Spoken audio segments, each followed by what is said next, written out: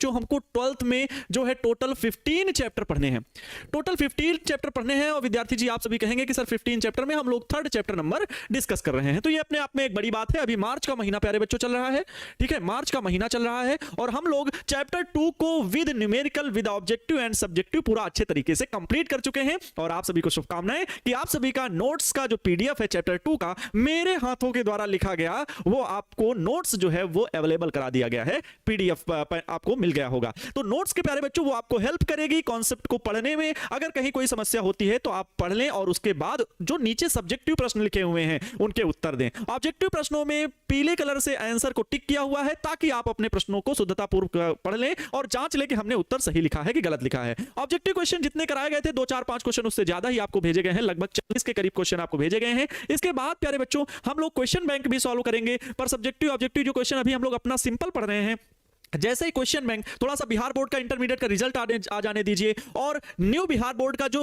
Syllabus है वो भी आ जाए, तब एक विधिवत जो तैयारी होती है, जो एक टॉप एजुकेटर्स जैसे वर्क करते हैं, हमें ठीक वैसे ही सिस्टमेटिक ढंग से ही पढ़ने के लिए प्यारे बच्चों कार्य करना होगा। तो जैसे ही एक सिलेबस पैटर्न हमारे पास आता है वैसे ही आपके क्वेश्चन बैंक के भी सॉल्यूशन हम आपको करवाएंगे। तो प्यारे बच्चों फिजिक्स में कहीं कोई किसी को समस्या नहीं होगी। आज आपकी प्रिंस सर ने लाइव क्लास भी ली जिसमें आप सभी से सभी विषयों से संबंधित डाउट पूछे कि कहां पर किसको क्या डाउट है, और बिल्कुल आप सभी को डाउट वो बताने भी हैं ताकि हम लोग रिव्यू कर सकें कि आपके लिए क्या अच्छा होगा और कौन सा किस सब्जेक्ट में और मेहनत करनी चाहिए। फैकल्टी में कोई डाउट नहीं, फैकल्टी आपके सामने नंबर 1 बिहार की फैकल्टी खड़ी है, लेकिन आप क्या चाहते हैं, आप किस तरीके से चाहते हैं उसमें सुधार करने की हम लोगों की पूरी योजना है कि बच्चों को कहीं भी कोई भी दिक्कत नहीं होनी चाहिए। अब बात यह आती है कि सर अभी मेरे में अंदर थोड़ी सी कमी है या हमें वो चीज सब्जेक्ट समझ में नहीं आ रही है, तो प्यारे बच्चों एक परसेंटेज होता है। 60% 70% से अधिक अगर बच्चे ये होता है कि बहुत अच्छा है, कुछ बच्चे कह रहे हैं कि कुछ थोड़ा सा कम है, एवरेज है, तो प्यारे बच्चों आपको भी मेहनत करने की जरूरत है। शायद आपने 11th को स्किप किया, आप लोगों ने नहीं पढ़ा, आपने लापरवाही की, तो प्यारे बच्चों परेशान इसके लिए नहीं होना है कि सर हमने नहीं पढ़ा तो क्या आप बिल्कुल गए गर्त में, नहीं। मेहनत आपको ज्यादा करनी है, बजाय डाउट के उस पे वर्क करना शुरू करना है, तो प्यारे बच्चों परिणाम बेहतर होगा और आप बेहतरीन बनने के लिए अग्रसर हो जाएंगे। तो प्यारे बच्चों आज की क्लास में हम सभी पढ़ने वाले क्या हैं, हम लोग पढ़ने वाले हैं अनुगमन वेग से ओम का नियम। वेरी इंपॉर्टेंट ये क्वेश्चन है, एक बात जान लीजिए, बहुत इंपॉर्टेंट ये क्वेश्चन है जो बोर्ड एग्जाम में पूछा जाता है कि अनुगमन वेग की सहायता से ओम के नियम को प्राप्त कीजिए। 5 नंबर में बहुत अच्छे तरीके से ये प्रश्न पूछा जाता है और आज मैं आपको 4 चीजें बताऊंगा। अनुगमन वेग का सूत्र कल हमने प्राप्त किया था, उसको आज रिवीजन भी कर दूंगा। और दूसरी चीज अनुगमन वेग से वैद्युत धारा में संबंध, अनुगमन वेग से धारा घनत्व में संबंध तथा अनुगमन वेग से ओम के नियम की प्राप्ति। तो प्यारे बच्चों कुल मिलाकर के ये जो वीडियो है ना, वो वीडियो है 4 in 1 का, 4 in 1। ये चीज याद रखें, मतलब 4 चीजें एक वीडियो लेक्चर में, 4 चीजें एक वीडियो लेक्चर में। तो प्यारे बच्चों बहुत ही शानदार और दमदार ये क्लास रहने वाली है। मैं आपका आनंद अवस्थी स्वागत करता हूं आपका इस एप्लीकेशन टारगेट बोर्ड पर, और आप सभी ज्वाइन कर चुके हैं, मेरे साथ मैक्सिमम बच्चे जुड़ चुके हैं और सभी को शुभकामनाएं। जुड़ने के लिए बहुत बहुत आभार,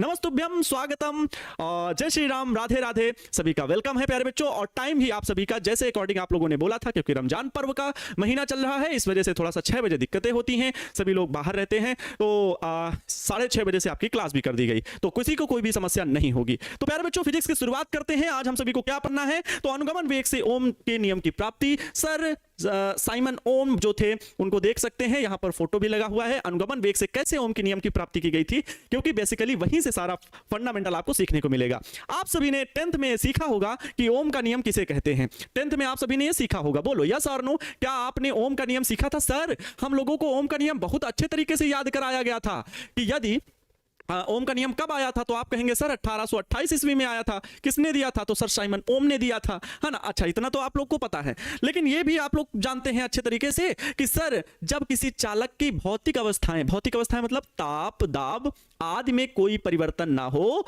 ताप दाब आयतन आदि में क्या हो, कोई परिवर्तन ना हो, तो उसमें प्रवाहित उसका जो विभवांतर है उसमें प्रवाहित धारा के अनुक्रमानुपाती होता है। अनुक्रमानुपाती का चिन्ह हटाते हैं तो V = I और एक नियतांक आता है R क्या होता है, चालक का प्रतिरोध होता है। चालक का क्या होता है प्यारे बच्चों, प्रतिरोध होता है, चालक का प्रतिरोध। सर क्या केवल चालक में ही ये नियम लागू होता है, अचालकों में भी नियम लागू होता है, लेकिन उनका प्रतिरोध क्या होता है, अनंत होता है। अचालक मतलब जैसे प्यारे बच्चों प्लास्टिक है, इन्हें परावैद्युत पदार्थ भी बोलते हैं। अचालक को इंग्लिश में इंसुलेटर बोलते हैं, और उसको परावैद्युत पदार्थ जो कि अचालक ही हैं उन्हें हम डाई इलेक्ट्रिक बोलते हैं। डाई इलेक्ट्रिक मतलब परावैद्युत, लेकिन दोनों सिनोनिम्स हैं। जैसे इंग्लिश में होता है ना सिनोनिम्स, समानार्थी शब्द हम लोग हिंदी में बोलते हैं, ठीक वैसा ही है। परावैद्युत पदार्थ बोलो या अचालक बोलो या कुचालक बोलो, बात एक ही है, वर्ड क्या मीनिंग एक ही है। ठीक है, बात समझ गए इतनी? तो प्यारे बच्चों, कुचालकों में प्रतिरोध बहुत अनंत होता है, उसमें धारा प्रवाहित नहीं होती। प्रतिरोध का काम क्या है? तो धारा के मार्ग में अवरोध लगाना। धारा के मार्ग में अवरोध लगाना ये प्रतिरोध का शाब्दिक अर्थ है, जबकि डिफिनीशन प्रतिरोध ये है कि हम निकालेंगे तो R बराबर V अपान में I आएगा। ये फार्मूला आता है R बराबर V अपान में I। प्यारे बच्चों, ये आप लोगों ने 10th में भी सीखा था। सर इस चीज को कहां सीखे थे आप लोग? तो आपके दिल से आवाज आएगी, सर हम लोग 10th में पढ़े थे। यहां कुछ अलग देखने वाले हैं। R का फार्मूला, एक बड़ा फार्मूला आपको मिलने वाला है। वास्तव में प्रतिरोध है क्या क्या, वो आज आपको पता लगने वाला है। तो क्या मेरे साथ ये चीज सीखने के लिए तैयार हो? मेरे प्रिय विद्यार्थियों, मेरे शेर श्रेणियों, मेरे टिप्पू सुल्तानों, क्या ये चीज सीखने के लिए तैयार हो? तो कमेंट में जल्दी यस सर लिखेंगे और कॉपी और पेन उठा लेंगे, क्योंकि ना कोई शिकवा होगी, ना कोई बहाना होगा, और आनंद सर की फिजिक्स वाली क्लास में शाम के 6:30 बजे जरूर आना होगा। तो सभी लोग जल्दी से जुड़ जाइए, क्लास को हम कंटिन्यू करें। प्यारे बच्चों, हम लोग चैप्टर नंबर 3 डिस्कस कर रहे हैं, विद्युत धारा, करंट, इलेक्ट्रिसिटी। देखो, जो मैं बात यहां से आपको बोल रहा हूं, एक ताबड़तोड़ तरीके से तैयारी के लिए हम सभी बच्चों को चाहते हैं। हो सकता है कभी हम थोड़ा बहुत डांटें, वैसे बहुत कम मेरे अंदर ये आदत है। मैं चाहे ऑफलाइन में रहा हूं, चाहे ऑनलाइन में रहा हूं, मेरे बच्चों की आदत रही है कि मेरे बताए गए बातों को बहुत फॉलो किया है। एक से एक कह सकते हैं दुर्व्यसन करने वाले लड़कों ने भी अपने व्यसन छोड़ दिए, और जो मैंने बातें बताई एक सही मार्ग में आकर के उन्होंने काम किया, वो बच्चे आज बहुत सम्मान से मिलते हैं, बहुत आदर करते हैं, उनका जीवन बदल गया। वास्तव में ये मेरी उपलब्धि रही है, तो कहने वाली बात नहीं रही है। अगर कहीं किसी कारणवश मैं आपको कुछ बोल रहा हूं, तो उसका भी एक अर्थ है कि आपको सही दिशा बताने के लिए तो आपको मेहनत तो करनी पड़ेगी। अनावश्यक बातों में न ध्यान दें, कौन क्या कह रहा है, कैसे। एक चीज और बच्चों, मैं आप सभी से रिक्वेस्ट करना चाहूंगा। एक रिक्वेस्ट ये है कि आप लोगों को नोट्स प्रॉपर मिल रहे हैं, ठीक है। आप लोग जब कमेंट जो करें ना, जो क्लास चल रही है उससे रिलेटेड जो डाउट हो उसको जरूर पूछो। भी नहीं पूछोगे तो आपको आंसर नहीं मिलेगा, सवाल पूछिए। सवाल कैसे? तर्क वाले, तार्किक प्रश्न पूछो, ठीक है। तार्किक मतलब समझ रहे हो, जिनका कोई तर्क हो। अब ऐसे तर्क नहीं पूछना कि सर क्या आसमान और पृथ्वी कभी नहीं मिलेगी, अरे मतलब ऐसे सिचुएशन वाले प्रश्न आपको नहीं पूछने हैं जो असंभव हो, है ना। वो कुतर्क बोले जाते हैं। आप कहेंगे सर दुनिया में तो कोई काम असंभव नहीं है ना। तो बात को समझना बच्चों, तार्किक प्रश्नों को पूछो। दूसरी चीज, आप जैसे ये चैप्टर पढ़ रहे हैं, आप पिछले चैप्टर का पूछने लगते हैं कि सर आवेश कहां गया था, आवेश कब प्राप्त हुआ था। तो हम बच्चों, अगर आप लोग इतने संख्या में पढ़ते हैं तो मैं किस किस का जवाब पिछले चैप्टर का दूंगा। तो इस बात का विशेष ध्यान रखें, जो चैप्टर चल रहा है और जो टॉपिक मैं पढ़ाने वाला हूं उससे रिलेटेड तुरंत वही क्वेश्चन जरूर पूछें तो ज्यादा अच्छा रहता है। पिछला क्वेश्चन जैसे पूछना है तो उस चैप्टर से रिलेटेड जब वो टॉपिक चल रहा होता है तब आप पूछे तो बहुत बेहतरीन है। और बाकी कुछ बहुत समस्या हो तो आजकल पता है सबको, थोड़ी बहुत समस्या के लिए आप गूगल पे भी जा सकते हैं। गूगल बाबा जिंदाबाद। बाकी हम हैं आपके डाउट के लिए, ऐसा नहीं है। डाउट सेशन जब लेंगे, अभी डाउट सेशन एक मैंने लिया था बीच में एप्लीकेशन पर ही, लेकिन अभी डाउट सेशन और सारे लेंगे, है ना। उसमें आपसे बहुत सारे प्रश्न पूछेंगे। मैं आप सभी को क्या करें मतलब लाइफ में कुछ इंप्रूव करने के लिए क्या करें सर, पढ़ाई कैसे करें, किन टॉपिक को हम अपना हथियार बनाएं सर, वो चाहे कोई विषय से संबंधित हो या आगे सर हम तैयारी करना चाहते हैं, एनडीए की तैयारी करना चाहते हैं, पॉलिटेक्निक करना चाहते हैं सर, हम डॉक्टर बनना चाहते हैं, हम सर इंजीनियर बनना चाहते हैं सर, हम टीचर एक अच्छा बनना चाहते हैं सर, किसमें कितना स्कोप है, क्या सम्मान है सर। एक चीज याद रखिए, कोई जॉब छोटी या बड़ी नहीं होती, बस आपका इंटरेस्ट किस चीज में, ये भी बातें करेंगे, बिल्कुल बातें करेंगे, लेकिन वो समय आने दीजिए। देखिए अब रिदम आ चुका है, 2-3 चैप्टर में हम लोग आ चुके हैं और हम लोग टारगेट बोर्ड की फैकल्टी, नंबर 1 फैकल्टी ऐसे आप सभी पढ़ रहे हैं और हम लोग एक अच्छे लेवल पे पहुंच भी चुके हैं ना। आप अदर प्लेटफॉर्म भी देखेंगे, अभी चैप्टर पहला पढ़ा रहे हैं, कहीं दूसरा पढ़ा रहे हैं और बड़ा धीरे धीरे उनको समझ ही नहीं आ रहा कि हम बच्चों कैसे स्पीड पकड़े, बहुत सारी चीजें दिक्कतें सामने। हम लोग एक एक चीज क्लियर करते हुए बहुत छोटा छोटा टॉपिक भी पढ़ रहे हैं, बहुत छोटा छोटा टॉपिक, है ना। तो मुझे लगता है ये सारी चीजें आप सभी को पता होंगी। चलिए प्यारे बच्चों, आज हम लोग बात करेंगे अनुगमन वेग से ओम के नियम के बारे में।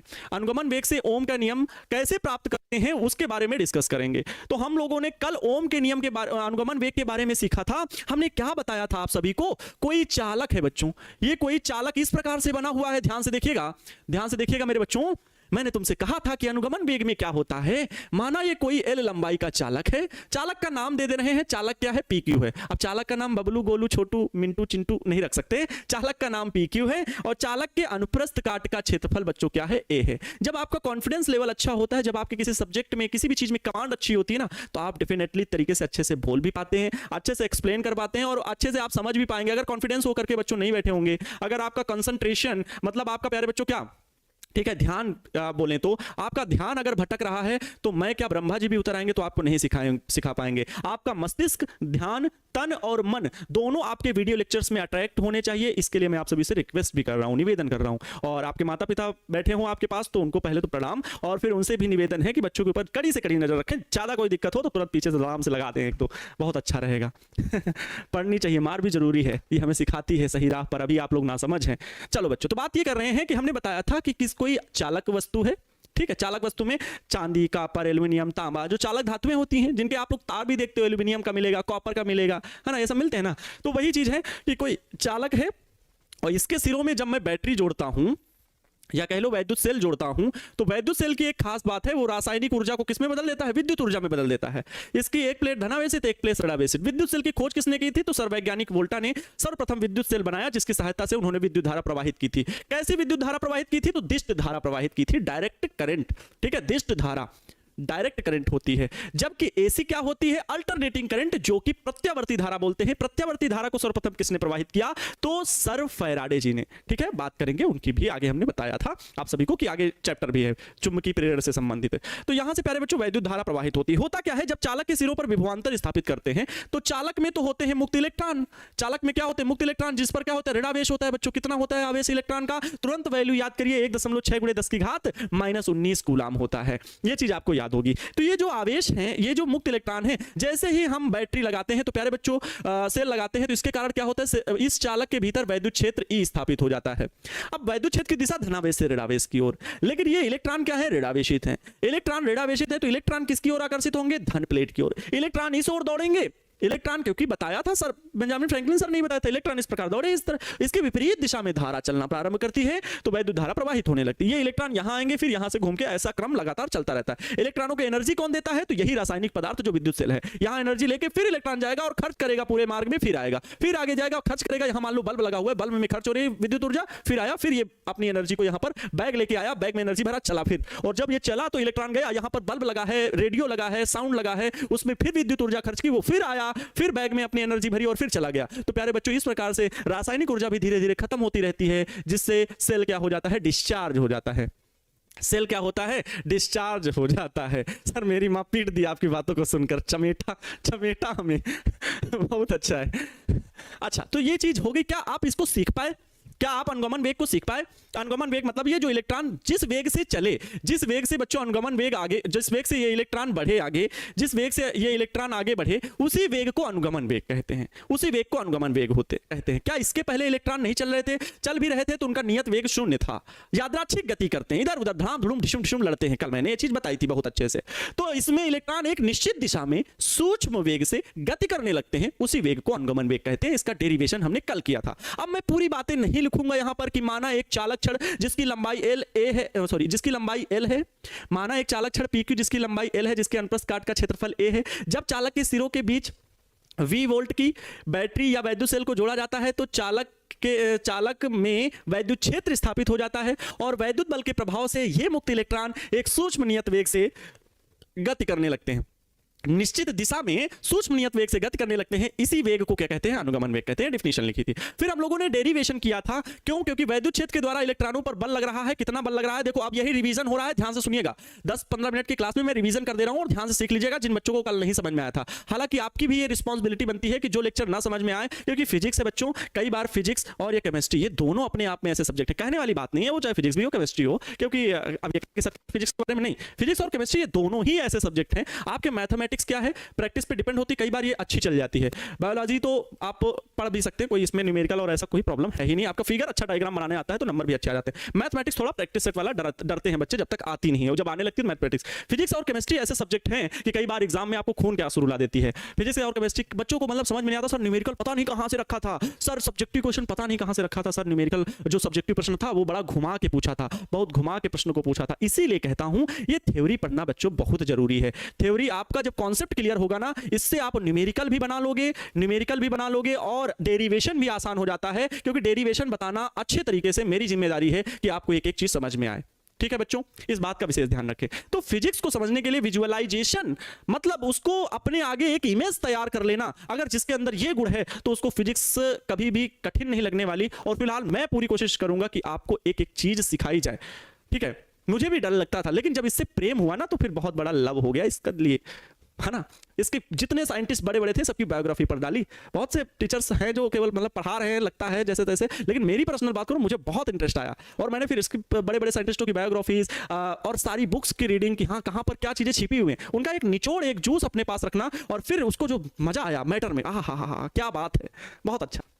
अच्छा, अब आते हैं टॉपिक पर। सर बहुत तारीफ कर लिए आप, है ना, फिजिक्स की और अपनी भी साथ में, और केमिस्ट्री की भी। आइए पढ़ाइए जो काम जरूरी है। तो प्यारे बच्चों, मैंने क्या कहा कि इलेक्ट्रॉनों पर वैद्युत बल कार्य करता है, और ये वैद्युत बल फोर्स लगाता है, अट्रैक्शन वाला, आकर्षण वाला, जिससे ये इलेक्ट्रॉन बैटरी को ओर खींचे चले जाते हैं। तो वैद्युत बल कितना कार्य करता है, मुक्त इलेक्ट्रॉनों पर वैद्युत बल प्यारे बच्चों कितना होता है, तो F बराबर कहेंगे QE होता है, बोलो यही होता है ना वैद्युत क्षेत्र के पदों में, तो QE होता है, लेकिन इसको हम स्मॉल ई कैपिटल ई लिखेंगे। क्यों? क्योंकि आवेश जो प्यारे बच्चों है ना, जो आवेश है वो मुक्त इलेक्ट्रॉन है, वो क्या है, मुक्त इलेक्ट्रॉन है, और मुक्त इलेक्ट्रॉन को हम ई से लिखते हैं, इसलिए आवेश Q की जगह हम ई का सिंबल बना रहे हैं, ये बात याद रखें, क्योंकि इसका आवेश नियत होता है कितना, 1.6 × 10⁻⁻⁹।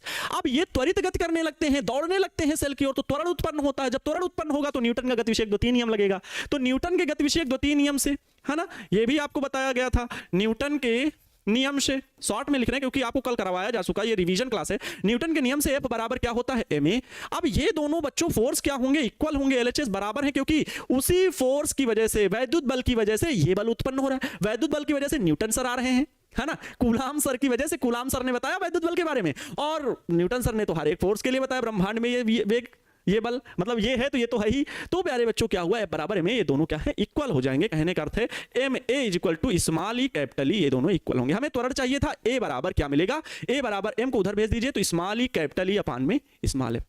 ये किसका मान मिला प्यारे बच्चों, ये मिला है त्वरण का मान मिला है। किसका मान मिला, त्वरण, जिस त्वरण से ये इलेक्ट्रॉन गति करने लगे। तो मैं पहले लॉन्ग मेथड का रिवीजन नहीं करा रहा हूं, पहले शॉर्ट मेथड जो था उसका रिवीजन करा रहा हूं। अब यहां से मैंने एक चीज बताई थी कि न्यूटन क्या गति विषयक जो गति के जो नियम हैं, जो साधारण गति के नियम हैं, 3 नियम है ना, 3 नियम, 3 समीकरण है गति के। 3 समीकरण कौन से हैं, V बराबर U + AT, S बराबर UT + ½ AT², और क्या है, तो V² = U² + 2as, V² = U² + 2as। अगर हम चाल और उसके समय, अंतिम वेग, प्रारंभिक वेग, इन पदों की बात करें, त्वरण, समय।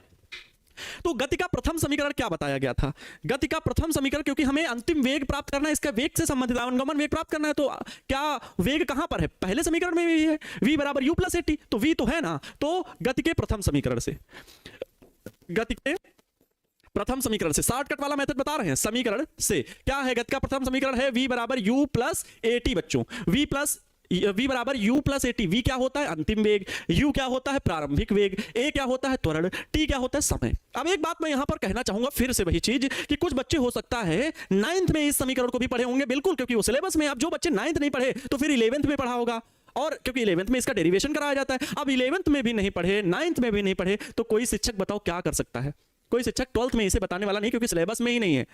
तो बच्चों इन बातों को आपको समझना होगा कि आपकी क्या गलतियां रही हैं और आप किस स्तर पे हैं। लेकिन जो चीजें कम समझ में आ रही है उसको आप खुद से मेहनत करके थोड़ा सा देख सकते हैं, 9th के वीडियोस देख लीजिए जाके, और नहीं तो इसको थोड़ा सा आप फिर रटने वाली पद्धति आ गई कि जब नहीं समझ में आ रहा रट ही लेते हैं। अब क्या करें, चारा और कुछ है ही नहीं।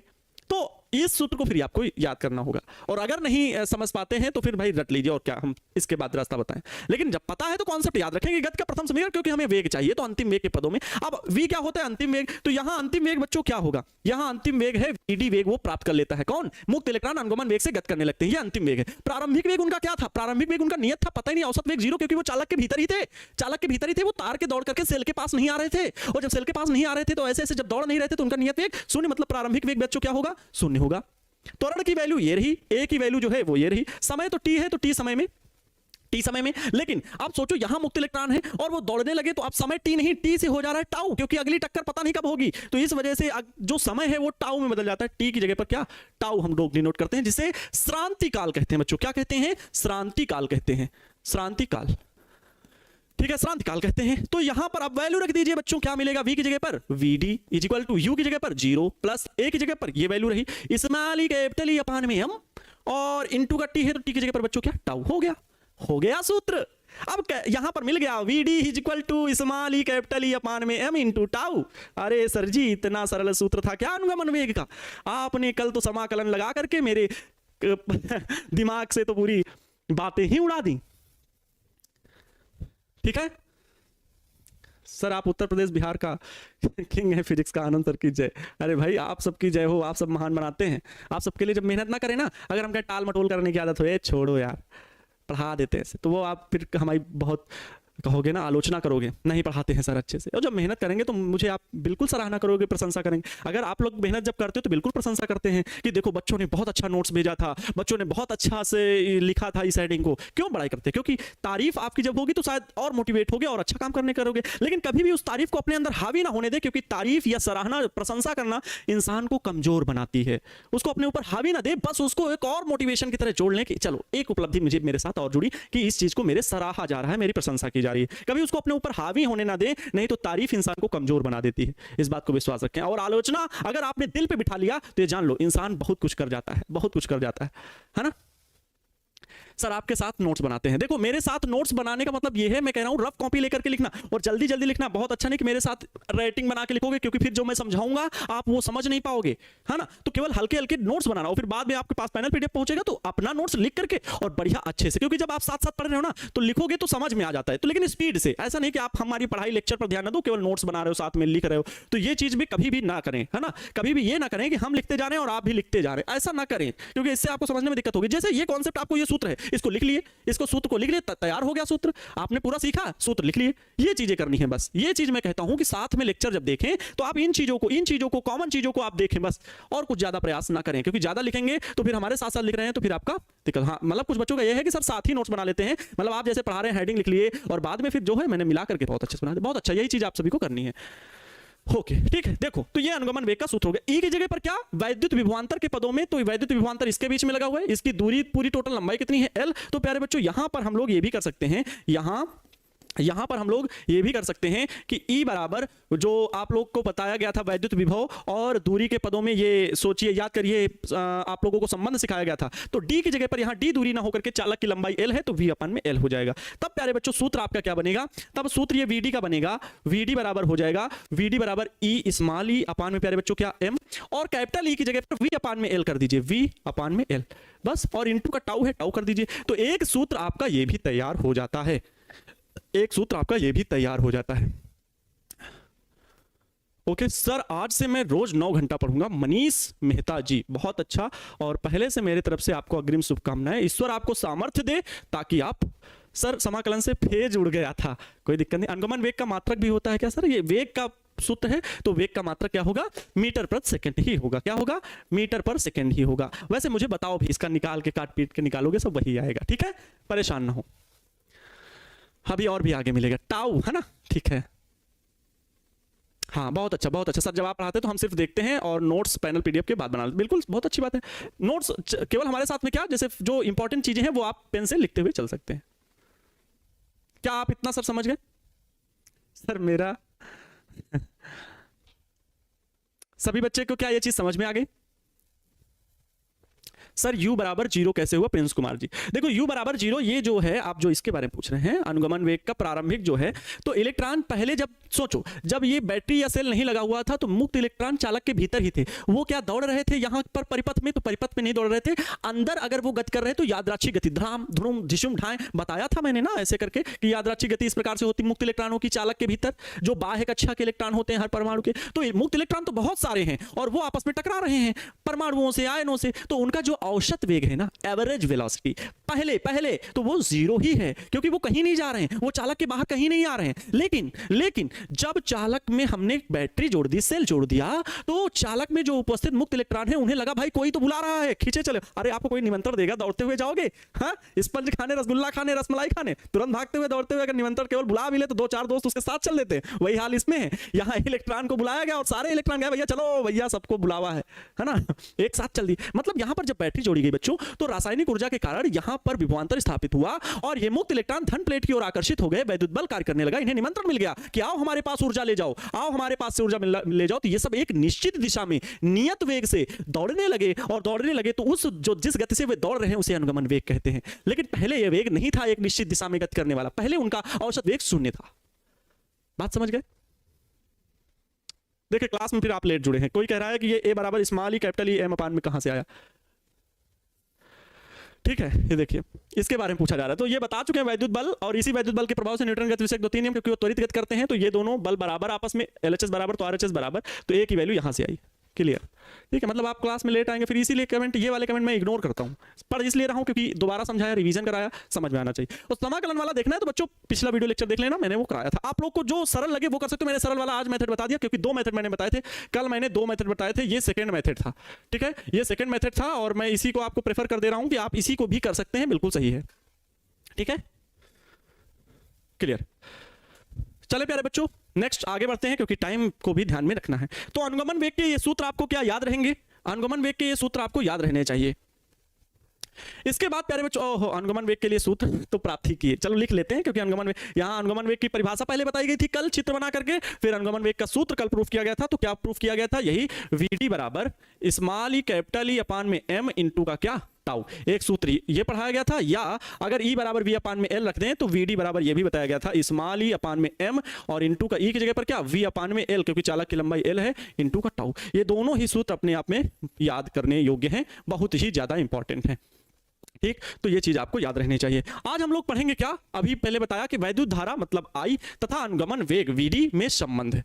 ठीक है, ओके, वैद्युत धारा I तथा अनुगमन वेग VD में संबंध, एक रिलेशन ये पढ़ना है। पहली सूत्र आपने ये प्राप्त किया, और दूसरा चीज प्यारे बच्चों मैंने बताया ना आज 4 in 1 पढ़ना है, तो 4 in 1 में ये दूसरा टर्म है, दूसरी चीज पढ़ रहे हो क्या, वैद्युत धारा I तथा अनुगमन वेग से संबंध। तो प्यारे बच्चों फिर वही काम मैं यहां पर समझाना चाहूंगा आपको कि ये चालक है, ये चालक है, चालक की लंबाई बच्चों कितनी है, स्मॉल एल है, इतना सिखा देंगे आपको। यही चीज है ना, यही कह लो रट लोगे तब बता देंगे कि रट ही जाएगा, याद करने की तो बात ही छोड़ दो। याद करना क्या होता है, याद करना और रटने में एक अंतर बहुत बड़ा है। याद करना ये होता है कि समझ के याद किया गया, आपके सामने चित्र को कहा जाए तो आप थोड़ा सा विचार करके फिर से बनाओगे, एक अच्छा हो सकता है डिफरेंट टाइप के बना दो। रटना क्या है, एकदम आप तुरंत कहोगे हाँ सर बता रहे हैं, क्योंकि तुरंत याद रहेगा। लेकिन रटने में क्या है कि आप लॉन्ग टर्म तक आपके दिमाग में नहीं रहेगा, आपके माइंड में थोड़े समय बाद वो हट जाएगा। वो याद करना बहुत लंबे समय तक याद, क्योंकि आपने समझ के याद किया हुआ है, वो चीज का कॉन्सेप्ट आपको पता है, और रटना पता नहीं है कि कहाँ क्या कॉन्सेप्ट है, बस पढ़ लिए थे सर पूरा याद है। तो दोनों तरीके इंटरमीडिएट तक चल जाते हैं, कोई दिक्कत नहीं। लेकिन जब आगे कंपटीशन का दौर आएगा बच्चों, तो फिर वहां पर कॉन्सेप्ट क्लियर करना बहुत जरूरी होगा, वो चाहे फिजिक्स हो, केमिस्ट्री, कोई भी सब्जेक्ट हो, नहीं तो आपसे एग्जाम क्रैक नहीं होंगे। और ये आदत डाल लीजिए, आप अपने मन में बिठा लीजिए इस बात को, ठीक, क्योंकि आगे समय जो है ना वही होने वाला है। चालक के सिरों पर जब बच्चों हम बैटरी जोड़ते हैं, चालक के सिरों पर जब हम बैटरी जोड़ते हैं तो वैद्युत धारा क्या I प्रवाहित होने लगती है, वैद्युत धारा प्रवाहित होने लगती है। ये बैटरी का पॉजिटिव या निगेटिव, पॉजिटिव की तरफ से ही हमेशा धारा चलेगी, इस बात का विशेष ध्यान रखना। ये अनुप्रस्थ काट का क्षेत्रफल A है, ठीक है, अनुप्रस्थ काट का क्षेत्रफल A है, चालक की लंबाई L है, चालक का नाम जो है वो PQ है, चालक क्षण का। ठीक, इसमें मुक्त इलेक्ट्रॉन जो उपस्थित हैं, जो मुक्त इलेक्ट्रॉन उपस्थित हैं बच्चों, वो अनुगमन वेग VD से क्या करते हैं, गति करते हैं, अनुगमन वेग VD से गति करते हैं। ठीक है, अनुगमन वेग VD से गति करते हैं। इस बात को हम लोग क्या लिखना शुरू करें, चालक के विभवांतर V है, यहां पर लिख लेते हैं कि माना एक चालक PQ, चालक PQ जिसकी लंबाई L है, जिसकी लंबाई स्मॉल l व अनुप्रस्थ काट का क्षेत्रफल, अनुप्रस्थ काट का क्षेत्रफल, अनुप्रस्थ काट का क्षेत्रफल कैपिटल A है। ठीक है, कैपिटल A है। चालक के एकांक आयतन में उपस्थित मुक्त इलेक्ट्रॉन स्मॉल n है। मतलब चालक में बहुत सारे इलेक्ट्रॉन हैं, लेकिन एकदम सूक्ष्म जो पार्ट होगा ना उसी को एकांक भाग कहेंगे। मतलब 100, मान लो 100 मीटर है, 100 मीटर का एकांक में एक भाग क्या होगा, 1 मीटर एकांक भाग निकाल देंगे। तो आप चालक कितना बड़ा है कितना छोटा है उसका एकांक, मतलब सबसे सूक्ष्मतम पार्ट एकांक भाग निकाल देना है। तो उस एकांक भाग में बहुत सारे मुक्त इलेक्ट्रॉन होंगे, लेकिन उनकी संख्या हम स्मॉल n मान ले रहे हैं कि चालक के एकांक आयतन में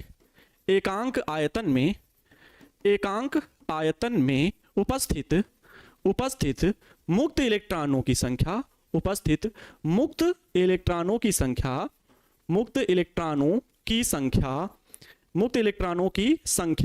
स्मॉल n है। बच्चों मैं आपको सिखाने आया हूं तो एक चीज फिर मैं बताऊंगा, एक चीज मैं सिखाना चाहता हूं। कुछ बच्चों के मन में एकदम चलता है डाउट और कुछ बच्चों के मन में नहीं चल रहा है, लेकिन फिर भी मैं उस चीज को निकाल के आपको बताना चाहता हूं। मैं यहां ये काम क्यों कर रहा हूं कि ये एकांक आयतन में उपस्थित मुक्त इलेक्ट्रॉन क्यों खोज रहा हूं, क्योंकि बच्चों मुझे वैद्युत धारा बतानी है। वैद्युत धारा के कॉन्सेप्ट पे जाइए। वैद्युत धारा का कॉन्सेप्ट होता है आवेश प्रवाह की दर। आवेश मतलब Q और T मतलब समय। क्या ये बात पकड़ पाए आप? अब जब तक हमें वैद्युत धारा जब प्राप्त करनी है, तो जब तक हमें आवेश नहीं प्राप्त होगा तब तक हम ये वैद्युत धारा का मान ही नहीं प्राप्त कर पाएंगे, और जब वैद्युत धारा का मान प्राप्त करेंगे वो अनुगमन वेग के पदों में प्राप्त करना है। अब बात आई कि ये क्यू कैसे प्राप्त होगा, तो आवेश की वैल्यू क्या होती है, आवेश NE, याद करिए आवेश NE/T हो जाएगा। अब यहां पर इसीलिए मैं N मुक्त इलेक्ट्रॉनों की संख्या खोज रहा हूं, क्योंकि N क्या होती है, इलेक्ट्रॉनों की संख्या। तो बच्चों उद्देश्य क्या है आपका, उसको अगर आप पहचान लिए तो आपके लिए हर एक चीज आसान हो जानी है। इसीलिए मैं कहता हूं राहें पता कर लीजिए, राहें जहां तक जाती हैं राहगीर वहां तक जाएगा। तुम दरिया से क्या पूछ रहे हो, नीर कहां तक जाएगा, अरे खींच धनु की डोर, निशाना साधो अपनी मंजिल पर, बाकी बाद में देखेंगे कि तीर कहां तक जाएगा। तो उद्देश्य तो प्राप्त करना है हमें वैद्युत धारा का, तीर तो पता नहीं कहां तक जाएगा, लेकिन राहों में निकलिए, राहों में निकलिए। नहीं, अगर आप दौड़ सकते हो तो चलो, चल नहीं सकते हो तो रेंगो, लेकिन ठहरना जो है ना वो सबसे जीवन की बहुत बड़ी गलती है। ठीक है, ठहरना जीवन की सबसे बड़ी गलती है, इस बात को आप दिमाग में बिठा कर रखें। तो एकांक आयतन में उपस्थित मुक्त इलेक्ट्रॉनों की संख्या क्या है, स्मॉल n है। क्या है, स्मॉल n है बच्चों। हाँ, चालक के सिरों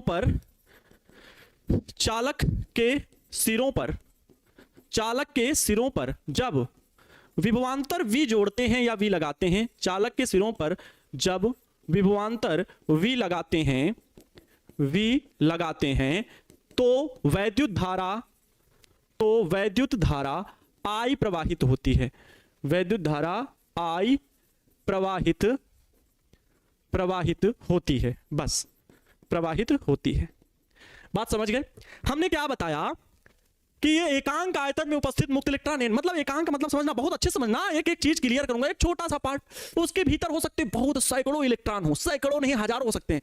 एक छोटे से टुकड़े में बहुत परमाणु होंगे, परमाणु एकदम न्यूनतम आकार होता है ना, तो एक टुकड़े को अगर काटते जाओ, सबसे छोटा परमाणु की त्रिज्या कितनी होती है बाबू, कितनी होती है, 10 की घात -10 मीटर, 10 की घात -10 मीटर, जिसकी कल्पना करना मुश्किल हो जाता है। तो उतना छोटा परमाणु होता है, अर्थात एक एकांक भाग में बहुत सारे मुक्त इलेक्ट्रॉन होंगे जिनकी संख्या मैंने स्मॉल n मान ली है।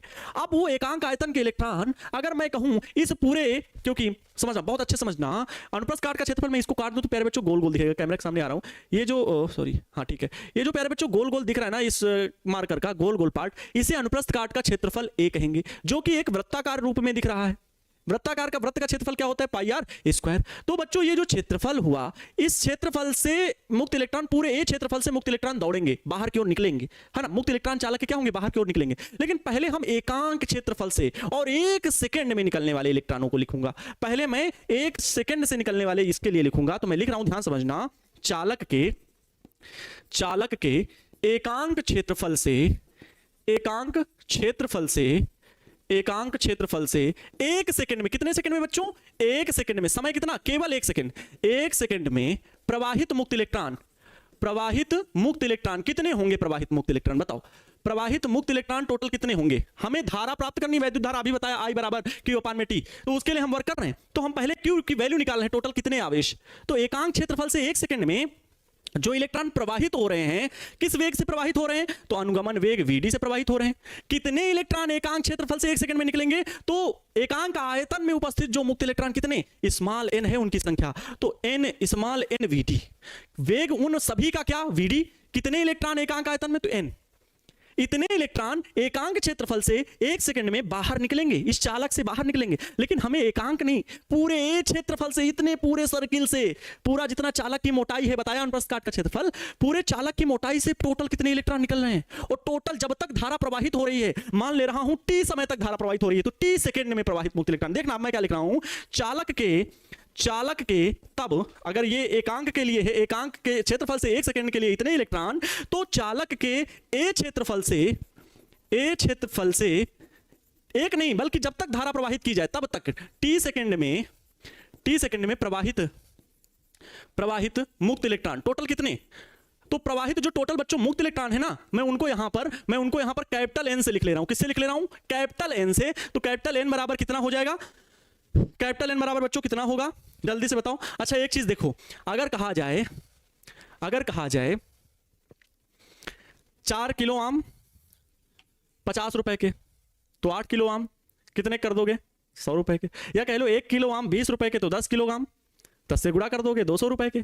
कहने का अर्थ है अगर ए क्षेत्रफल से टी सेकंड में पहले एकांक क्षेत्रफल से 1 सेकंड में इतने इलेक्ट्रॉन निकल रहे हैं बाहर, तो मैं कहूं ए क्षेत्रफल से टी सेकंड में कितने इलेक्ट्रॉन, टोटल इलेक्ट्रॉन, तो वो जो एक इस पूरे ए क्षेत्रफल से निकलेंगे सभी का गुणा कर दो, ए का टी का, किससे, इससे, तो small N capital A into V D into का टी स्मॉल टी, क्या देखो सब कुछ है। या फिर मैं फिर से लिख दे रहा हूं इस बात को, देखो एनवीडी तो लिखेंगे ही, एनवीडी तो लिखेंगे ही, लेकिन साथ में ए क्षेत्रफल से तो ए का गुणा, टी समय से तो टी का गुणा, ए इंटू टी भी गुणे में लिखा जाएगा। तो अब हो गया एक कैपिटल एन, इतने पूरे इलेक्ट्रॉन ये प्रवाहित हो रहे हैं बैटरी में, इतने पूरे मुक्त इलेक्ट्रॉन चालक के प्रवाहित हो रहे हैं। अब मुक्त इलेक्ट्रॉनों की संख्या मिल गई, मुक्त इलेक्ट्रॉन स्मॉल ई मिल गया, स्मॉल ई तो पता ही है होता ही है, वो मुक्त इलेक्ट्रॉन तो दौड़ रहे हैं, लेकिन संख्या मिल गई। संख्या क्या, कैपिटल एन। हम यहां पर यही कहेंगे, यहां पर हम ये कहेंगे बच्चों कि टोटल जो इलेक्ट्रॉन है, कुल प्रवाहित इलेक्ट्रॉन, कुल प्रवाहित आवेश कह सकते हो, कुल प्रवाहित आवेश जो है बच्चों वो कितना हो गया, कुल प्रवाहित आवेश Q बराबर क्या होगा, N, कैपिटल N लिखा है, अब स्मॉल n कह देना सर, यहाँ स्मॉल n क्यों नहीं लिखे, क्योंकि स्मॉल n को मैंने एकांक आयतन में उपस्थित मुक्त इलेक्ट्रॉनों की संख्या मान लिया था, इसलिए टोटल जो संख्या मुक्त इलेक्ट्रॉनों के ए क्षेत्रफल से प्रवाहित होने वाली है उसको कैपिटल N माना। तो जो Q बराबर आपको सूत्र NE ही सिखाया गया है, याद करिएगा वहां पर हमने शायद यही सिखाया, कैपिटल Q बराबर NE, या फिर आपको स्मॉल n भी सिखाया गया होगा। तो स्मॉल n तो कॉन्सेप्ट तो वही ना, संख्या टोटल, तो यहां संख्या को मैंने कैपिटल N माना, बस अंतर इतना है और कोई कॉन्सेप्ट नहीं गलत है। तो NE, E क्या है, मुक्त इलेक्ट्रॉन, टोटल आवेश इतना प्रवाहित हो रहा है, इतने मुक्त इलेक्ट्रॉन, संख्या कितनी, तो ये। अब प्यारे बच्चों हम वैल्यू रखेंगे तो Q बराबर क्या मिलेगा, Q बराबर मिलेगा कैपिटल N कितना है, कैपिटल N है small n VD A into T, small n VD और इंटू का A इंटू का T, ये कैपिटल N की वैल्यू थी, और इंटू का स्मॉल ई है, स्मॉल ई लिख दीजिए, ये Q की वैल्यू हो गई। तो प्रवाहित वैद्युत धारा क्या होगी बच्चों, प्रवाहित वैद्युत धारा क्या होगी, आ जाओ भाई, प्रवाहित वैद्युत धारा सीख गए कॉन्सेप्ट, प्रवाहित वैद्युत धारा क्या होगी, तो I बराबर आवेश प्रवाह की दर Q अपान में T, Q अपान में T, क्या यही लिखेंगे, बोलो, आवेश प्रवाह की दर I बराबर Q अपान में T, बोलो यस और नो। I बराबर भाई Q अपान में T होता है, Q की वैल्यू मिल गई, Q की वैल्यू हम यहां पर रख दें तो हमें वैद्युत धारा का मान मिल जाएगा, आ जाइए रख लीजिए। तो I बराबर Q की टोटल वैल्यू ये रही, n इंटू का VD इंटू का A इंटू का T इंटू का E बटे में ये T ने T को कहा तुम हमारे साथ क्यों आए, हम तुम्हें नहीं छोड़ेंगे, दोनों ने एक दूसरे को बर्बाद कर दिया, बचा क्या बच्चों, बचा I बराबर n VD इंटू का A इंटू का स्मॉल ई। अब एक तरफ VD एक तरफ I, तो क्या वैद्युत धारा का ये मान हो गया, क्या ये वैद्युत धारा और अनुगमन वेग में संबंध हो गया, जी हाँ। अगर आप यहां से वैद्युत धारा का मान अनुगमन वेग के पदों में, अनुगमन वेग का मान वैद्युत धारा के पदों में निकालना चाहो तो क्या करोगे बच्चों, VD को एक तरफ रोक लिया, ये लो VD को एक तरफ रोक लिया, बराबर क्या करो, NAE को इस तरफ भेज दो, इस तरफ गुणे में है, इस तरफ आएंगे भाग में हो जाएंगे, तो I अपान में NAE हो गया। यही प्यारे बच्चों क्या है, अनुगमन वेग तथा वैद्युत धारा में संबंध है। यह अनुगमन वेग तथा वैद्युत धारा में संबंध है, वैद्युत धारा में संबंध है, धारा में संबंध है। अब देखो मैं जब अभी पीडीएफ भेजूंगा तो उसमें कुछ इस प्रकार के प्रश्न रहेंगे, जब मैं नोट्स का पीडीएफ भेजूंगा बच्चों तो उसमें कुछ इस प्रकार का प्रश्न रहेगा। बहुत बढ़िया प्रियंका कुमारी जी, भाई आपने तो माना एक चालक पीक्यू, वो पूरा लिख के कमेंट, बच्चों आपको कितना मेहनत लगी होगी, आपने जो कमेंट लिखा तो टाइप करने में काफी समय लगा होगा, लेकिन आपने अगर टाइप किया है तो इसका प्रतिफल जरूर मिलेगा, ठीक है। इसका प्रतिफल पता क्या, क्योंकि आपको ये बात याद हो जाएगी बिल्कुल कि आपको कैसे लिखना चाहिए, ये तरीका आपको पता चल गया क्या लिखना, क्योंकि कॉन्सेप्ट अगर पता है कि चालक में हो क्या रहा है और मेरा उद्देश्य क्या है धारा प्राप्त करना, तो मैंने यहां मुक्त इलेक्ट्रॉनों की संख्या स्मॉल n इसीलिए माना क्योंकि मुझे आगे इसकी जरूरत पड़ने वाली है। उद्देश्य नहीं भूलना, मैं इसीलिए एक एक चीज को सिखाता हूं, ना कि सिर्फ लिखते चला जा रहा हूं कि हाँ लिखते जाऊं और सिखाऊं ना। बच्चे समझ पाए, तो ये बच्चों अनुगमन वेग तथा वैद्युत धारा में संबंध है। प्रश्न इस प्रकार से पूछा जाएगा, मैं जब अभी आपको नोट्स भेजूंगा या फिर जब क्लास लूंगा इसी चैप्टर की सब्जेक्टिव क्लास, तो उसमें कुछ इस प्रकार के प्रश्न बताऊंगा जिसमें यही लिखा रहेगा। आज मैंने टाइप नहीं करवाया है, हाँ समय कम था और कामों में व्यस्त हो गए, नहीं तो ये जो हेडिंग लिखी हुई है इसी हेडिंग से संबंधित प्रश्न कैसे आएगा कि अनुगमन वेग VD तथा वैद्युत धारा में संबंध प्राप्त कीजिए, बस इसी के आगे प्राप्त कीजिए लिख दिया गया, क्वेश्चन बन गया। तो इसी हेडिंग को जिस प्रकार लिखा हुआ ठीक इसी प्रकार लिखिए, 5 नंबर मिल गए, नहीं 5 तो 2 नंबर में आएगा, तब भी पूरा लिखना है।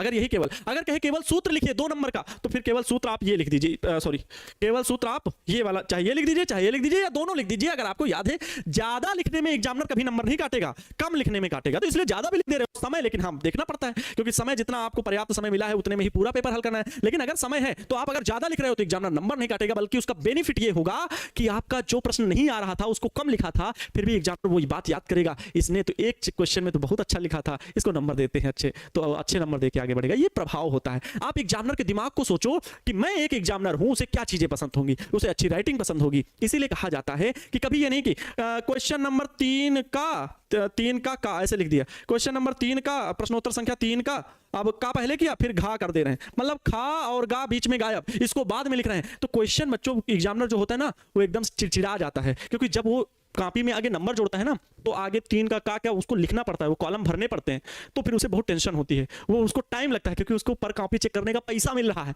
और आप उसे चिड़चिड़ापन दोगे तो क्या होगा। इसलिए कहा जाता है आप प्रश्नों को बढ़िया एक वे में लिखें, कोई भी प्रश्न छोड़ना तो है नहीं। आप थोड़ा आता है थोड़ा लिखिए, कम आता है कम लिखिए, नहीं आता प्रश्न तो प्रश्न ही लिख के छोड़ दीजिए, क्या करें, अब क्या ही कर सकते हैं। लेकिन प्रश्नों को बिल्कुल एक वे में लिखें, ठीक। अगर कोई प्रश्न नहीं भी आता है ना, तो आप उसको छोड़ो ना, प्रश्न लिख के ना छोड़ो, उसकी जगह पर आप अपना जो उत्तर आपको याद था, जो आपने घर से तैयार किया था, उस प्रश्न पत्र में नहीं आया, उस प्रश्न को उत्तर आप लिख दीजिए, थोड़ा बहुत लिख दीजिए, बहुत भी नहीं कि आपको फिर कहे कि ये तो पागलों वाली हरकत कर रहा है। पर एग्जामिनर ये कहेगा इसको नहीं आता था, इसने लिखा, प्रयास किया। एग्जामिनर वहां कोई वो नहीं है राक्षस जो आपको हमेशा गलत ही सोचेगा, अच्छा ही सोचता है, वो भी इंसान है। बात समझ में आती? आगे देखो, ये हो गया, क्या ये बात समझ गए? इसके बाद प्यारे बच्चों टाइम अभी है, इसके बाद जल्दी से हम लोग क्या कर लेते हैं, अनुगमन वेग तथा धारा घनत्व में संबंध। तो 4 in 1 का ये दूसरा चीज हो गया, और इसके बाद 4 in 1 में अब अगली चीज बच्चों होगी, 4 in 1 में अगली चीज होगी ओम का नियम, तो ये चौथी चीज होगी। अब अगली चीज होगी अनुगमन वेग तथा धारा घनत्व में संबंध।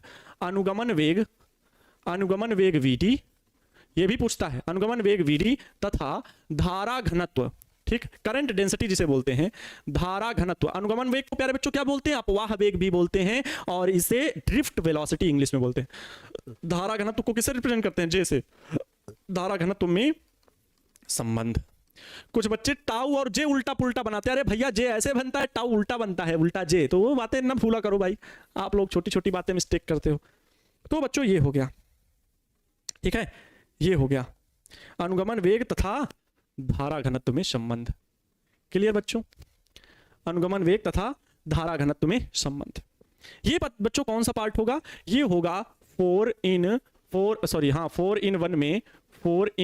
1 में ये कौन सा पार्ट होगा, 4 in 1 में ये तीसरी चीज आप सीख रहे हो। कौन सी चीज सीख रहे हो, 4 in 1 में तीसरी चीज अब ये सीख रहे हो, अनुगमन वेग तथा धारा घनत्व में संबंध, जे में संबंध। अभी आप लोगों ने बच्चों जो सीखा, अभी आप लोगों ने सीखा, क्या हमने सीखा, हम जानते हैं, अरे वाह सर आप तो बढ़िया कलर ले आए हो। हम जानते हैं बच्चों, हम जानते हैं क्या, अनुगमन वेग का सूत्र पता है आपको, है ना? अच्छा, अब धारा घनत्व से संबंध बताना है। धारा घनत्व बराबर क्या होता है बताओ? धारा घनत्व बराबर आप कहेंगे सर, धारा घनत्व बराबर होता है I अपान में A। क्या यही होता है? J बराबर I अपान में A। क्या आपने I की वैल्यू प्राप्त कर रखी है? I की वैल्यू ये, बिल्कुल इसी का मान वहां पर रख दीजिए, ठीक है, इसी का मान वहां पर रख दीजिए। अब क्या लिखेंगे आप ये लिखेंगे कि धारा का मान अनुगमन वेग के पदों में, अनुगमन वेग के वैद्युत धारा का मान, वैद्युत धारा का मान, वैद्युत धारा का मान अनुगमन वेग के पदों में। अरे बड़ा बढ़िया लग रहा है ये सब कलर, अनुगमन वेग के पदों में, बड़ा डिजाइन है, अनुगमन वेग के पदों में, ठीक है, अनुगमन वेग के पदों में क्या होगा, अनुगमन वेग के पदों में बच्चों, तो चलिए कलर ही लेते हैं वो ज्यादा सही है।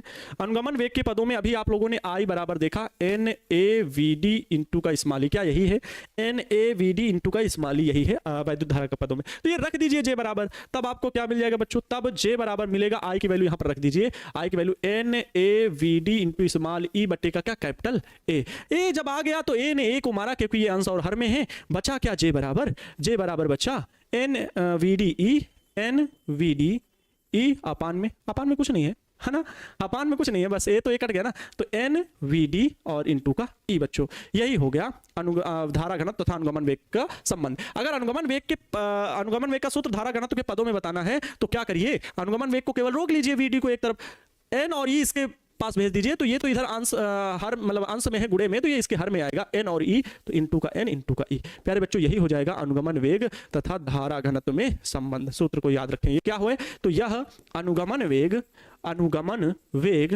तथा धारा घनत्व में संबंध है। ऑब्जेक्टिव में भी पूछता है, ये यहां से क्या बन सकता है, ऑब्जेक्टिव भी बन सकता है, धारा घनत्व में संबंध। सूत्र दे दिए जाएंगे 4 ठो लिख करके, संबंध है 4 सूत्र आपके सामने ऑप्शन में लिख के दे दिए जाएंगे, option A, option B, option C, option D, तो ऐसा लिख के दे दिया जाएगा। फिर आपको चूज करना होगा कि कौन सा हम सही विकल्प करें। प्रश्न में लिखा रहेगा कि अनुगमन वेग तथा धारा घनत्व निम्न में से कौन सा सही है, तो आपको फिर इसी उत्तर को सही करना है, या इस रूप में लिखा हो तो इसको टिक करना है। इसी प्रकार ऑब्जेक्टिव यहां से भी बन सकता है कि अनुगमन वेग तथा वैद्युत धारा में संबंध निम्न में से कौन सा सही है, तो फिर आपको इनमें दोनों में सूत्र जो भी लिखा हो वही सही ऑप्शन आपको टिक करना है, और इनमें उलट फेर के ऑप्शन कुछ गलत करके दे देगा। आपको सही चीज हमेशा याद रखनी है, गलत तो अपने आप गलत ही रहेगा। तो जब सही, क्योंकि आपको गलत नहीं पता ना कि एग्जामिनर कैसे, तो आप गलत थोड़ी याद करेंगे, सही चीज याद करेंगे, एग्जामिनर कैसा भी दे फिर आप सही ऑप्शन चूज करके लिखोगे। तो यहां से ऑब्जेक्टिव, यहां से सब्जेक्टिव, बहुत ज्यादा इंपॉर्टेंट ये पूरा वीडियो लेक्चर है, जिससे आप सारी चीजें सीख रहे हो। पहले चीज मैंने बच्चों क्या बताई आपको, पहले मैंने बताया यहां पर 4 in 1 में बच्चों मैंने आप सभी को पहले जो है वो 4 in 1 में बच्चों क्या सिखाया, 4 in 1 इस टॉपिक में पहले मैंने ये चीज सिखाई, ठीक है। 4 in 1 में पहली चीज जिसमें अनुगमन वेग का सूत्र सिखाया, ये चीज, ठीक है, अनुगमन वेग का सूत्र सिखाया। दूसरी चीज जो कि अनुगमन वेग के लिए यही सूत्र थे, ठीक। उसके बाद दूसरी चीज बच्चों मैंने 4 in 1 में क्या सिखाई आज, 4 in 1 का मतलब समझ रहे हो ना, 4 चीजें एक वीडियो में, 4 चीजें एक वीडियो में। दूसरी चीज आप सभी ने सीखी क्या, 4 in 1 में कि अनुगमन वेग तथा वैद्युत धारा में संबंध। उसके बाद इसको मैंने डेरिवेशन करके आपको निकाल के बताया। इसके बाद तीसरी चीज सीखी 4 in 1 में अनुगमन वेग वीडी तथा धारा घनत्व में संबंध। अब ये 4 in 1 का रूल क्या है, ये पर्सनल आनंद सर का है, कहीं भी कोई मतलब मैं अपनी स्ट्रेटेजी बच्चों खुद बनाता हूं, कहीं से कोई भी चीज कॉपीड नहीं होती है, क्योंकि मैं सिखाने के तरीके से लेकर के खुद पे रिसर्च करता रहता हूं कि मैं कैसे बेस्ट बनूं अपने आप में, और ये कोशिश होती है आप सभी के बीच एप्लीकेशन पे है, तो ये कहना मेरा परिवार का हिस्सा हो तो इसलिए कह दे रहे हैं कि हाँ मेरी कोशिश होती है मैं अपने आप में कैसे बेस्ट बनूं, ठीक है। और हर इंसान की ये कोशिश होती है, हर इंसान की यही कोशिश होती है। मुझे लगता है मैं इन सिद्धांतों को फोकस करता हूं। कर्मणे वाधिकारस्ते मां फलेषु कदाचन मां कर्मफल हे तुर्भु माते संगोस्तव कर्मणि। हे इंसान, तुझे सिर्फ कर्म करने का अधिकार है, फल का अधिकार नहीं है कि फल मुझे ये मिलना ही चाहिए। वो ऊपर वाले के हाथ में है, वो उस एक इंसान के हाथ में है जो हमें दिखता नहीं है, जो काल्पनिक है लेकिन सकारात्मक है, अर्थात पॉजिटिव है। इस ब्रह्मांड में, इस यूनिवर्स में एग्जिस्ट करता है कि जब हम गलत करेंगे तो हमारे साथ गलत होगा, जब हम अच्छा करेंगे तो हमारे साथ अच्छा होगा। इस बात का हमेशा इस दुनिया में प्रमाण रहा है। तो अब वो किस रिलीजन से हैं, किस हम कास्ट से हैं, ये कभी कोई चीज मैटर नहीं करती मेरे लिए सिर्फ ये मैटर करता है कि मैं अपने वर्क को कितना इंप्रूव करूं, कितना हार्ड वर्क करूं, अपने आप से मैं कैसे चेंज कर पाऊं जो मैं अपने आप का बेस्ट बन सकूं। तो बेस्ट वर्जन बनने के लिए मैं खुद ट्राई करता रहता हूं। तो वही चीज है कि आज के एक वर्ड मैंने दिया 4 in 1, मतलब 4 बातें एक वीडियो लेक्चर में आपको सिखाई जाएंगी। तो अपने आप में हुई ना अनोखी बात। ये चीजें सीखने के लिए ही बच्चों क्या करना पड़ता है, बहुत सारी रिसर्च भी करनी पड़ती है। तो 4 in 1 3-4 चीजें। अब ये चीज आपको हमेशा याद रहेगी कि अरे सर ने 4 in 1 नाम का एक वीडियो लेक्चर सिखाया था। मैंने सोचा 11th में कई जगह पर प्रैक्टिकल करके आपको दिखाया, कहीं बोतल में पानी डाल के दाब लग रहा है तो चारों तरफ फैल रहा है। कई बार वीडियो लेक्चर्स में यहाँ पर फिगर को बना करके दिखाया कि ये ऐसे मतलब अपलोड करके इमेज ये काम ऐसे होता है। बहुत सारे प्रैक्टिकल समझाने के तरीके में मैं फॉलो करता हूं कि आप इमेजिन कर सको वो चीज। क्यों? क्योंकि बेस्ट बनना है ना, तो आपको भी बेस्ट बनना पड़ेगा, ठीक है, आपको बेस्ट बनना पड़ेगा। ओके चलो, बहुत सारा आप अपनी तारीफ कर रहे हैं इन दिनों नहीं बच्चों, बहुत बहुत शुक्रिया आप सभी के प्यार के लिए, और आप सभी इतना प्रेम देते हैं इस वजह से कहना। अब ये बता रहे हैं ना एप्लीकेशन के भीतर क्लास चल रही है, तो यहाँ पे हम सभी अपने परिवार के साथ, यूट्यूब में क्या होता है कोई कुछ भी कहीं से बोल के चला जाता है, वो तो टीचर कह रहे थे ऐसा कि ऐसा करो तो बेस्ट बन जाओगे। तो मैं तो यहाँ पर अपने बच्चों को कंटेंट प्रोवाइड करा रहा हूँ ना, बेस्ट एक टारगेट बोर्ड की टीम, बेस्ट फैकल्टी जो आपके सामने दिन रात काम कर रही है, तो वो तो कंटेंट को जबरदस्त बना के देगी ही। और अगर हम उसको पब्लिकली कहीं पर कि हाँ नोट्स पब्लिकली दे दिया जाए तो फिर तो हम बच्चों के लिए काम नहीं कर पाएंगे, क्योंकि फिर पता क्या होता है, जब मुफ्त में दुनिया को मिलता है ना, वो काम करना छोड़ देता है, वो कमजोर बन जाता है। इंसान को दिया गया धन कमजोर बनाती है, और ये विश्वास बिल्कुल सत्य है। जब इंसान को कोई चीज फ्री में मिलने लगती है तो इंसान में हर तरह के इंसान है इस दुनिया में, तो कई बार क्या होता है वो अपाहिज हो जाते हैं, काम करना बंद कर देते हैं। इस वजह से ये बिल्कुल तार्किक है कि जो बच्चों ने पैसा दिया, भले वो कम शुल्क में बैच हो कि ज्यादा शुल्क में बैच हो, लेकिन एक आधार जुड़ा हुआ है, तो आप सभी को कंटेंट मिलना चाहिए, आप सभी को वो सुविधाएं मिलनी चाहिए। तो ये तर्क बिल्कुल सत्य है ना। ऐसा नहीं कि हम फिर पूरा चीज पीडीएफ फ्री में वहां पे अवेलेबल करा दिया जाए तो वो बच्चे उसका दुरुपयोग करते हैं, ऐसा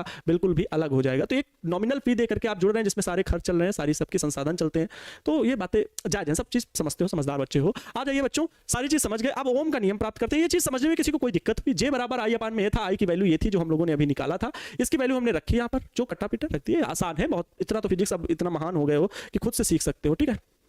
आओ बच्चों, अनुगमन वेग का सूत्र प्राप्त करना है। अनुगमन ओम का नियम, ओम का नियम सबसे पहले बताइए क्या होता है, ओम का नियम क्या होता है। तो सर साइमन ओम सर ने क्या है ना, क्या किया था, जब किसी चालक में वैद्युत धारा प्रवाहित की जाती है और तो उनके विभवांतर और वैद्युत धारा में एक संबंध प्राप्त किया था, है ना। जब चालक के सिरों पर विभवांतर जोड़ करके विभवांतर जोड़ा जाता है तो चालक में वैद्युत धारा प्रवाहित होती है। तो चालक तथा विभवांतर के बीच में एक संबंध स्थापित किया, किसने, तो सर साइमन ओम ने, या कह लो सर ओम ने, सर वैज्ञानिक ओम ने सन 1828 ईस्वी में। बच्चों अब ये सन याद करने की बहुत ज्यादा जरूरी नहीं है, मेरी बस कोशिश ये रहती है कि आपको हिस्ट्री पता चले ना, थोड़ा सा सन जैसे पकड़ लेते हो ना तो बड़ा इंटरेस्टिंग लगने लगता है बस। तो सर वैज्ञानिक ओम ने 1828 ईस्वी में चालक के विभवांतर, चालक के सिरों पर लगाया गया विभवांतर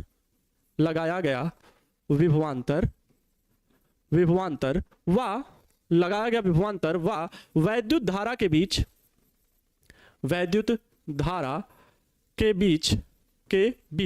एक संबंध स्थापित किया, क्या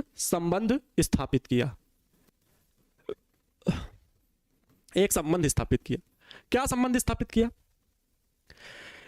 ओम के नियम के अनुसार हम लिखना शुरू करेंगे। अब ओम का नियम क्या था, तो ओम के नियम के अनुसार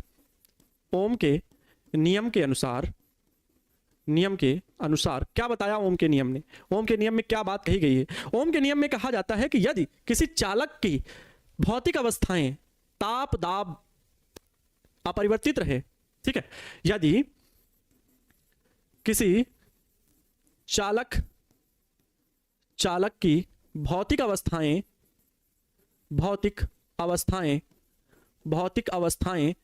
ताप दाब आदि अपरिवर्तित रहे तो चालक के सिरों पर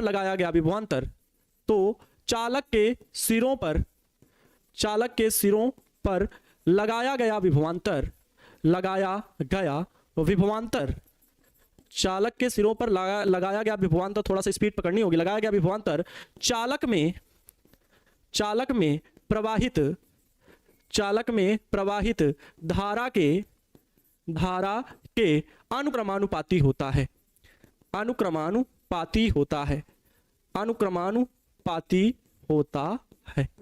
ये था सर साइमन ओम जी का स्टेटमेंट। बच्चों क्या था, सर साइमन ओम जी का स्टेटमेंट था, मतलब उनका कथन था, उन्होंने जो रिसर्च की उसके आधार पर इस स्टेटमेंट को दिया, कथन को दिया। इन्होंने कहा कि यदि किसी चालक की यहां पर लिखना है, चालक की भौतिक अवस्थाएं ताप दाब आदि अपरिवर्तित रहें तो चालक के सिरों पर लगाया गया विभवांतर चालक में प्रवाहित धारा के अनुक्रमानुपाती होता है। अब इसका मतलब क्या प्रूफ प्यारे बच्चों मिल रहा है, इसका अर्थ यह हुआ कि यदि चालक के सिरों पर विभवांतर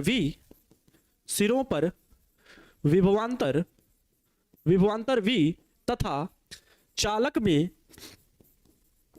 चालक में प्रवाहित धारा स्मॉल I हो तो ओम के नियम से, क्या कहते हैं ओम का नियम, ओम के कथनानुसार, कुछ भी लिख सकते हो, बहुत अच्छे शब्द यूज कर सकते हो। ओम के नियम से V अनुक्रमानुपाती I, कैपिटल I हो तो कैपिटल I लिखिए, स्मॉल I हो तो स्मॉल I लिखिए। ये ना कहिएगा सर हमें एजुकेटेड परविंद जी लिखे हैं पूरा, मतलब जो हमने लिखा स्टेटमेंट, पूरे स्टेटमेंट को उन्होंने लिखा है। सर मेरे बुक में 1826 दिया गया है, 1828 भी मैंने कहीं से पढ़ा था, हो सकता है थोड़ा बहुत छूट गया है क्या सर, कोई दिक्कत।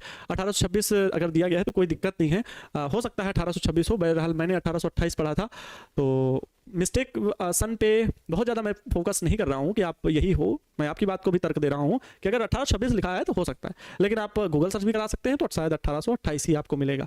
ठीक है सर, आप अपना मोबाइल नंबर दे दीजिए, ये पॉसिबल नहीं है बच्चों ना। सर कितने घंटे कौन पढ़ाई करता है, ज़्यादा नहीं पढ़े तो क्या, ज़्यादा पढ़ें क्या करें। देखो बहुत ज़्यादा पढ़ने की जरूरत नहीं है, अगर आप घर में सेल्फ स्टडी 5 से 6 घंटे कर रहे हैं वही बहुत है। 5 से 6 घंटे पढ़ना, अगर आपके अंदर स्ट्रेटजी करनी है अच्छी तो अभी से 5 से 6 घंटे पढ़ने की आदत डाल लो, आजीवन अगर इतना पढ़ते हो तो बहुत है। ठीक है, देखो v अनुक्रमानुपाती, ये अनुक्रमानुपाती का चिन्ह है। अनुक्रमानुपाती और व्युत्क्रमानुपाती का चिन्ह दोनों सेम होते हैं, बस अगर अनुक्रमानुपाती बोला जाए तो उसको बिल्कुल सामने लिखिए जो भी भौतिक राशि हो, और जब व्युत्क्रमानुपाती बोला जाए तो 1 अपान में करके लिखा जाता है, चिन्ह यही रहता है।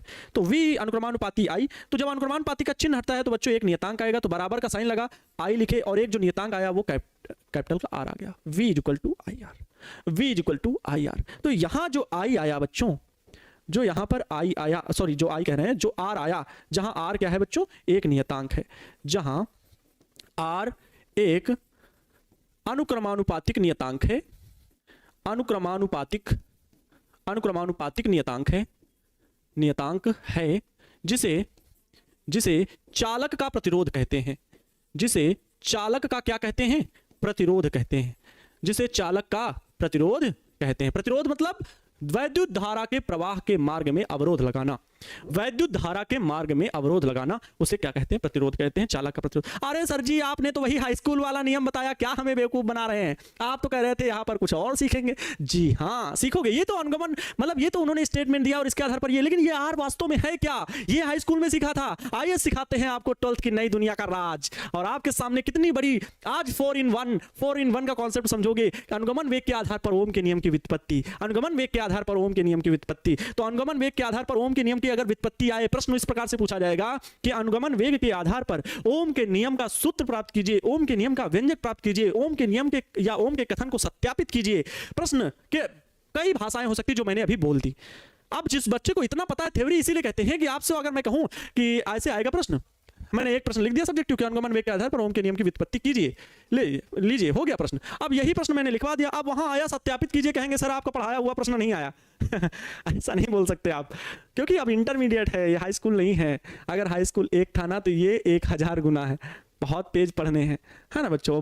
12th अपने आप में 2 साल बाद का कोर्स है, BSc से 1 साल में मैथ की 9 किताबें पढ़नी होंगी। BSc फर्स्ट ईयर में ही बात कर रहा हूं मैं, 1 साल के भीतर 9 किताबें मैथ की। अब बताओ, सिंपल BSc बता रहा हूं। अब किसी बात इसी वजह से कह रहा हूं, आगे भविष्य देख लो, मेहनत करना तय है, छोड़ दीजिए वो आदत। तो बच्चों व्युत्पन्न करना है, तो आपको करना क्या होगा सर, अगर ऐसा प्रश्न पूछेगा तो क्या करना होगा, तो बच्चों यहां से शुरुआत करनी होगी, आपको यहां से शुरुआत करनी होगी, यहां से प्रश्न को लिखना शुरू करना होगा, और फिर ये अनुगमन वेग के सूत्र, अनुगमन वेग तथा वैद्युत धारा में संबंध भी प्राप्त करना होगा, अनुगमन वेग से धारा घनत्व में संबंध प्राप्त करना होगा, ओम का नियम लिखना होगा, और फिर अनुगमन वेग के आधार पर ओम के नियम की प्राप्ति, क्योंकि वही सूत्र मैं टोटल यहां पर यूज करने वाला हूं। अनुगमन वेग से ओम का नियम प्राप्त करने के लिए मैं लिख दे रहा हूं, अनुगमन वेग से ओम के नियम को प्राप्त करने के लिए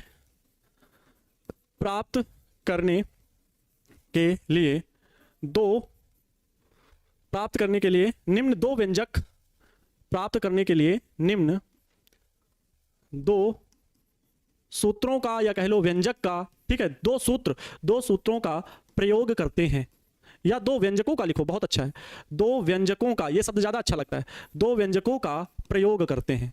कौन से 2 व्यंजक हैं, आइए बताते हैं। 2 व्यंजकों का प्रयोग करते हैं, कौन कौन से वो 2 व्यंजक हैं। पहला है अनुगमन वेग का सूत्र, अनुगमन वेग का सूत्र, अनुगमन वेग का सूत्र।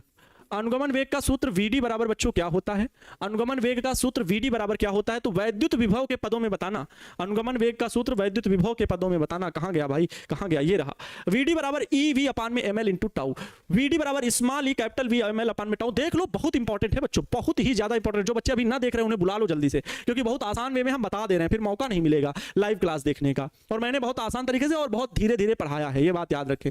स्मॉल ई कैपिटल ई अपान में M, सॉरी स्मॉल ई कैपिटल V अपान में M इंटू का L, वैद्युत विभव के पदों में लिखना है, इंटू का क्या, टाउ, ये हो गया। इसके बाद कौन सा दूसरा व्यंजक, कहा ना 2 व्यंजकों को प्राप्त करते हैं, तो दूसरा व्यंजक बच्चों जो होगा, दूसरा व्यंजक जो होगा वो होगा अनुगमन वेग तथा वैद्युत धारा में संबंध से। अनुगमन वेग तथा वैद्युत धारा में संबंध, तथा वैद्युत धारा में संबंध, वैद्युत धारा में संबंध क्या होगा, वैद्युत धारा में संबंध अनुगमन वेग तथा वैद्युत धारा में संबंध VD बराबर, वैद्युत धारा का और अनुगमन वेग का संबंध VD के पदों में बताइए क्या था। यहाँ पे होगा VD बराबर I अपान में स्मॉल NAE, VD बराबर I अपान में VD बराबर I अपान में small n capital A into का स्मॉल E। क्या यही दोनों सूत्र हैं? तो प्यारे बच्चों हमें क्या करना है, इसको आप समीकरण नंबर 1 मान लीजिए, इसको समीकरण नंबर 2 मान लीजिए। समीकरण 1 व 2 से, समीकरण 1 व 2 से, समीकरण 1 व 2 से क्या मिलेगा? समीकरण 1 व 2 से विशाल सर आ गए हैं, थोड़ा सा एकदम आंखें चौड़ी करके हमको देखें कि जल्दी से छोड़िए, मेरी क्लास आने वाली है। तो बच्चों विशाल सर बस थोड़ा सा ठीक है, विशाल सर भी जबरदस्त आपसे मजे लेते पढ़ाते हैं।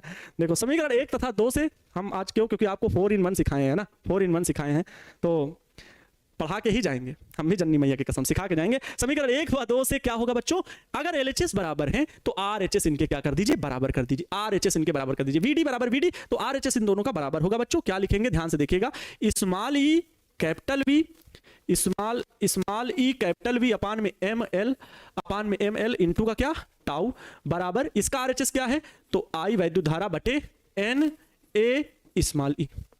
ठीक, ये लिखेंगे।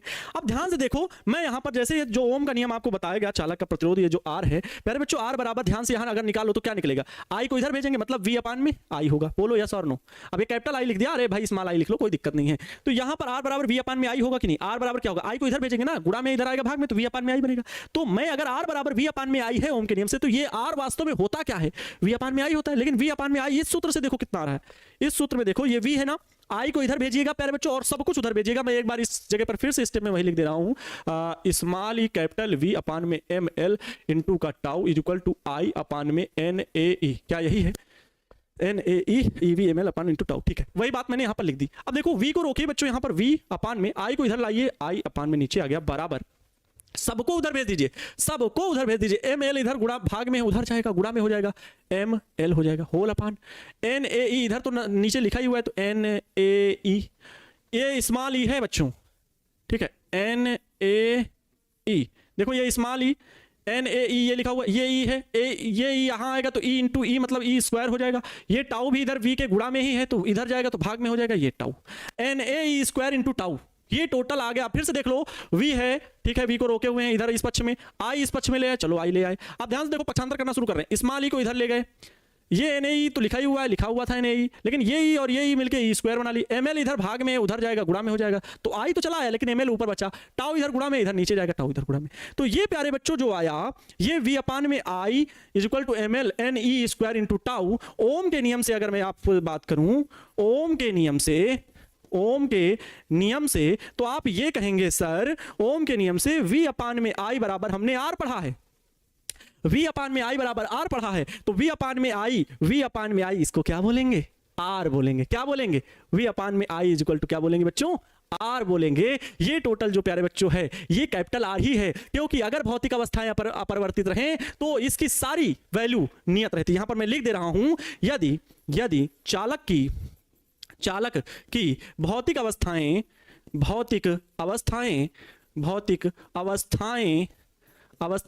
अपरिवर्तित रहें तब कैपिटल R बराबर ये जो टोटल वैल्यू है ML अपान में NAE square into tau, E square tau भी नियत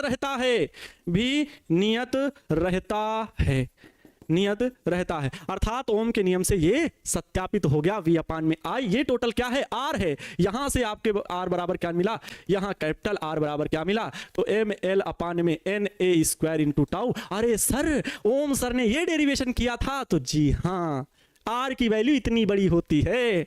अब समझ में आया, ठीक है, अब समझ में आया कि ये जो R की वैल्यू होती इतनी छोटी नहीं थी V अपान में I। R की वैल्यू ये टोटल, M क्या है, इलेक्ट्रॉन का द्रव्यमान है, L क्या है, चालक की लंबाई नियत रहेगी, जब तक वो चालक है तो वही चालक, इलेक्ट्रॉन का द्रव्यमान नियत है, इलेक्ट्रॉनों की संख्या, A क्षेत्रफल, E इलेक्ट्रॉनों पर आवेश, टाउ शांतिकाल, ये सब नियत रहता है। अगर ताप दाब अपरिवर्तित रहे, भौतिक अवस्थाएं अपरिवर्तित रहें, तो ये प्रतिरोध का प्यारे बच्चों सूत्र होता है, ये प्रतिरोध का सूत्र होता है। और ये V अपान में I यही क्या बना, कैपिटल R बना, अर्थात यहां से ओम का नियम सत्यापित हो गया, ओम का नियम सिद्ध हो गया। तो प्यारे बच्चों आज हम लोगों ने टोटल 11 पेज पढ़े और 11 पेज में बहुत कुछ सीखा हम लोगों ने। आइए एक तरफ से फिर से रिवाइज कर लेते हैं एक बार जल्दी से, क्योंकि विशाल सर बता रहे हैं ना, हमको बहुत घूर के देख रहे हैं। देखो देखो, ये आप लोगों को ओम के नियम प्राप्त करना था, मैंने ये सिखाया। फिर आपको अनुगमन वेग से 4 in 1 का यहाँ से कॉन्सेप्ट शुरू हुआ। तो पहले हम लोगों ने अनुगमन वेग का सूत्र प्राप्त किया। 4 in 1 में पहली चीज अनुगमन वेग का सूत्र हो गई। दूसरी चीज प्यारे बच्चों, ये अनुगमन वेग का सूत्र ही है। दूसरी चीज 4 in 1 में 2 वैद्युत धारा तथा अनुगमन वेग वीडी में संबंध हो गया। इसको भी हम लोगों ने बढ़िया से डेरिवेशन करके ये प्राप्त किया, ये अनुगमन वेग तथा वैद्युत धारा में संबंध है। तीसरी चीज हम लोगों ने वो देखिए 4 in 1 मतलब 3 पार्ट ये हो गया, अनुगमन वेग वीडी तथा धारा घनत्व में संबंध। इसको भी हम लोगों ने निकाला, सूत्र में से केवल वैल्यू रख दी, निकाल लिया। ओम का नियम क्या होता है पहले उनका स्टेटमेंट लिखा, क्योंकि अनुगमन वेग के आधार पर ओम का नियम प्राप्त करना है। तो अनुगमन वेग के आधार पर ओम के नियम की व्युत्पत्ति, यही प्यारे बच्चों, क्या मैंने यहां पर नहीं लिखा ये ओम का नियम 4 in 1, और ये प्यारे बच्चों 4 in 1 में क्या है, ये चौथा पार्ट है, ये तो मैंने लिखा ही नहीं, ये चौथा पार्ट बच्चों, ये चौथा पार्ट होगा, ये लिख देना यहां पर जरूरी है। क्या 4 in 1 में ये कौन सा पार्ट है प्यारे बच्चों, तो चौथा पार्ट है जो कि फाइनल है। तो 4 in 1 में मतलब एक ही वीडियो में चारों चीजें क्लियर हो गई। तो बच्चों आप सभी को ये चीजें समझ में आई होंगी, और बहुत बहुत आभार, आप सभी ने साथ निभाया। साथ निभाना साथिया का ये कॉन्सेप्ट यूं ही चलता रहेगा। ये रिश्ता क्या कहलाता है, इसको जवाब मिलना तय है 2025 के बोर्ड एग्जाम में। मिलते हैं प्यारे बच्चों ऐसे ही जोश, ऊर्जा और जुनून के साथ, और फिर नए कॉन्सेप्ट में। तो सीखते रहिए, मजेदार तरीके से फिजिक्स को पढ़ते रहिए। मिलते हैं नेक्स्ट वीडियो लेक्चर में। मुस्कुराते रहें, खुद खुश रखें और दूसरों को भी खुश रखने का पूरा प्रयास करें। जय हिंद, वंदे मातरम।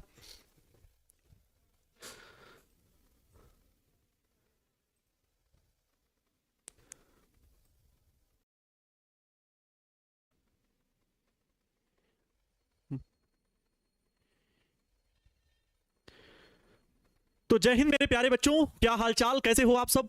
बेहतर हो गए, और आप सभी की पढ़ाई भी बिल्कुल मस्त तरीके से चल रही होगी। प्यारे बच्चों, आज हम सभी लोग फिजिक्स की क्लास में जो हम लोग डिस्कस कर रहे हैं, चैप्टर नंबर 3 को हम लोग डिस्कस कर रहे हैं। विद्युत धारा, करंट, इलेक्ट्रिसिटी पढ़ रहे हैं। प्यारे बच्चों, हमको 12th में जो है टोटल 15 चैप्टर पढ़ने हैं। टोटल 15 चैप्टर पढ़ने हैं, और विद्यार्थी जी आप सभी कहेंगे कि सर 15 चैप्टर में हम लोग 3rd चैप्टर नंबर डिस्कस कर रहे हैं। तो ये अपने आप में एक बड़ी बात है। अभी मार्च का महीना प्यारे बच्चों चल रहा है, ठीक है, मार्च का महीना चल रहा है, और हम लोग चैप्टर 2 को with numerical, with objective and subjective पूरा अच्छे तरीके से कंप्लीट कर चुके हैं। और आप सभी को शुभकामनाएं कि आप सभी का नोट्स का जो पीडीएफ है चैप्टर 2 का, मेरे हाथों के द्वारा लिखा गया, वो आपको नोट्स जो है वो अवेलेबल करा दिया गया है, पीडीएफ आपको मिल गया होगा। तो नोट्स के प्यारे बच्चों वो आपको हेल्प करेगी कॉन्सेप्ट को पढ़ने में। अगर कहीं कोई समस्या होती है तो आप पढ़ लें, और उसके बाद जो नीचे सब्जेक्टिव प्रश्न लिखे हुए हैं उनके उत्तर दें। ऑब्जेक्टिव प्रश्नों में पीले कलर से आंसर को टिक किया हुआ है, ताकि आप अपने प्रश्नों को शुद्धतापूर्वक पढ़ लें और जांच लें कि हमने उत्तर सही लिखा है कि गलत लिखा है। ऑब्जेक्टिव क्वेश्चन जितने कराए गए थे, 2 4 5 क्वेश्चन, उससे ज्यादा ही आपको भेजे गए हैं, लगभग 40 के करीब क्वेश्चन आपको भेजे गए हैं। इसके बाद प्यारे बच्चों हम लोग क्वेश्चन बैंक भी सॉल्व करेंगे, पर सब्जेक्टिव ऑब्जेक्टिव जो क्वेश्चन अभी हम लोग अपना सिंपल पढ़ रहे हैं, जैसे ही क्वेश्चन बैंक, थोड़ा सा बिहार बोर्ड का इंटरमीडिएट का रिजल्ट आ जाने दीजिए, और न्यू बिहार बोर्ड का जो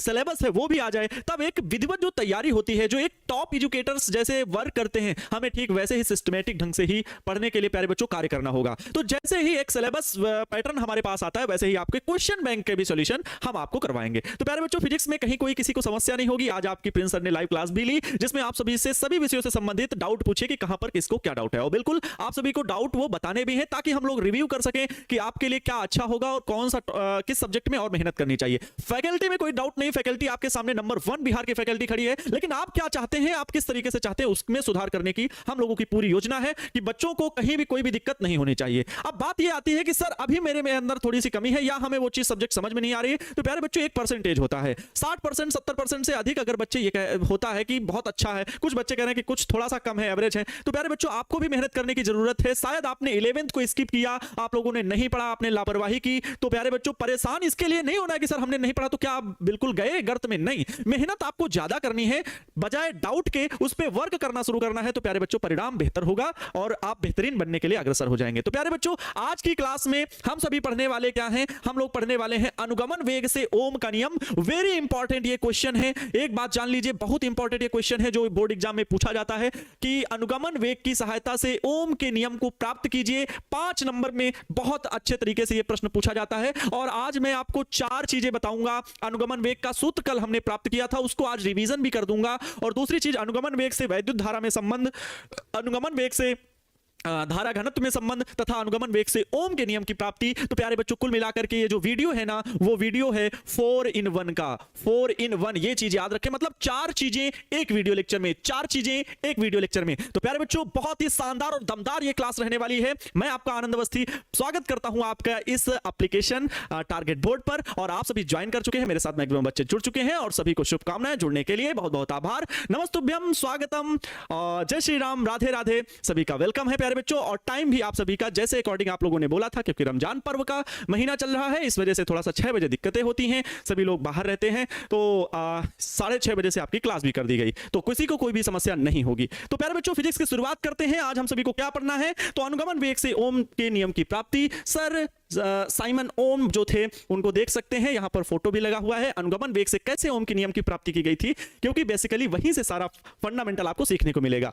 आप सभी ने 10th में सीखा होगा कि ओम का नियम किसे कहते हैं। 10th में आप सभी ने ये सीखा होगा, बोलो यस और नो। क्या आपने ओम का नियम सीखा था? सर हम लोगों को ओम का नियम बहुत अच्छे तरीके से याद कराया गया था कि यदि ओम का नियम कब आया था, तो आप कहेंगे सर 1828 ईस्वी में आया था। किसने दिया था? तो सर साइमन ओम ने दिया था, है ना। अच्छा, इतना तो आप लोग को पता है, लेकिन ये भी आप लोग जानते हैं अच्छे तरीके से कि सर जब किसी चालक की भौतिक अवस्थाएं मतलब ताप, दाब आदि में कोई परिवर्तन ना हो, ताप, दाब, आयतन आदि में क्या हो, कोई परिवर्तन ना हो, तो उसमें प्रवाहित उसका जो विभवांतर है उसमें प्रवाहित धारा के अनुक्रमानुपाती होता है। अनुक्रमानुपाती का चिन्ह हटाते हैं तो V = I, और एक नियतांक आता है R। R क्या होता है? चालक का प्रतिरोध होता है।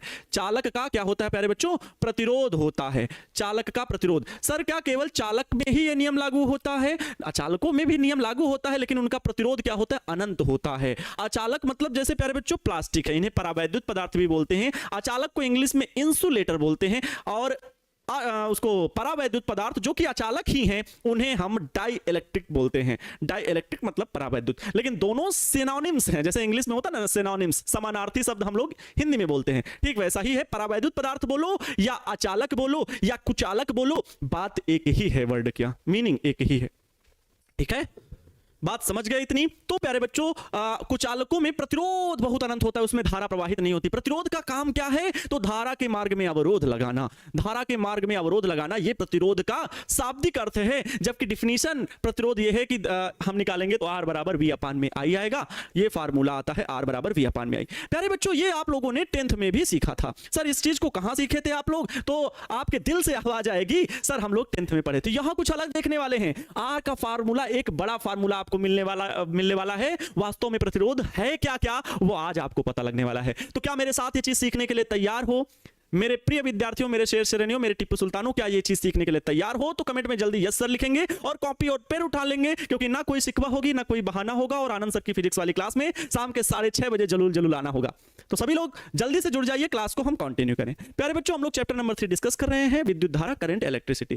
देखो, जो मैं बात यहां से आपको बोल रहा हूं, एक ताबड़तोड़ तरीके से तैयारी के लिए हम सभी बच्चों को चाहते हैं। हो सकता है कभी हम थोड़ा बहुत डांटें, वैसे बहुत कम मेरे अंदर ये आदत है। मैं चाहे ऑफलाइन में रहा हूं चाहे ऑनलाइन में रहा हूं, मेरे बच्चों की आदत रही है कि मेरे बताए गए बातों को बहुत फॉलो किया है।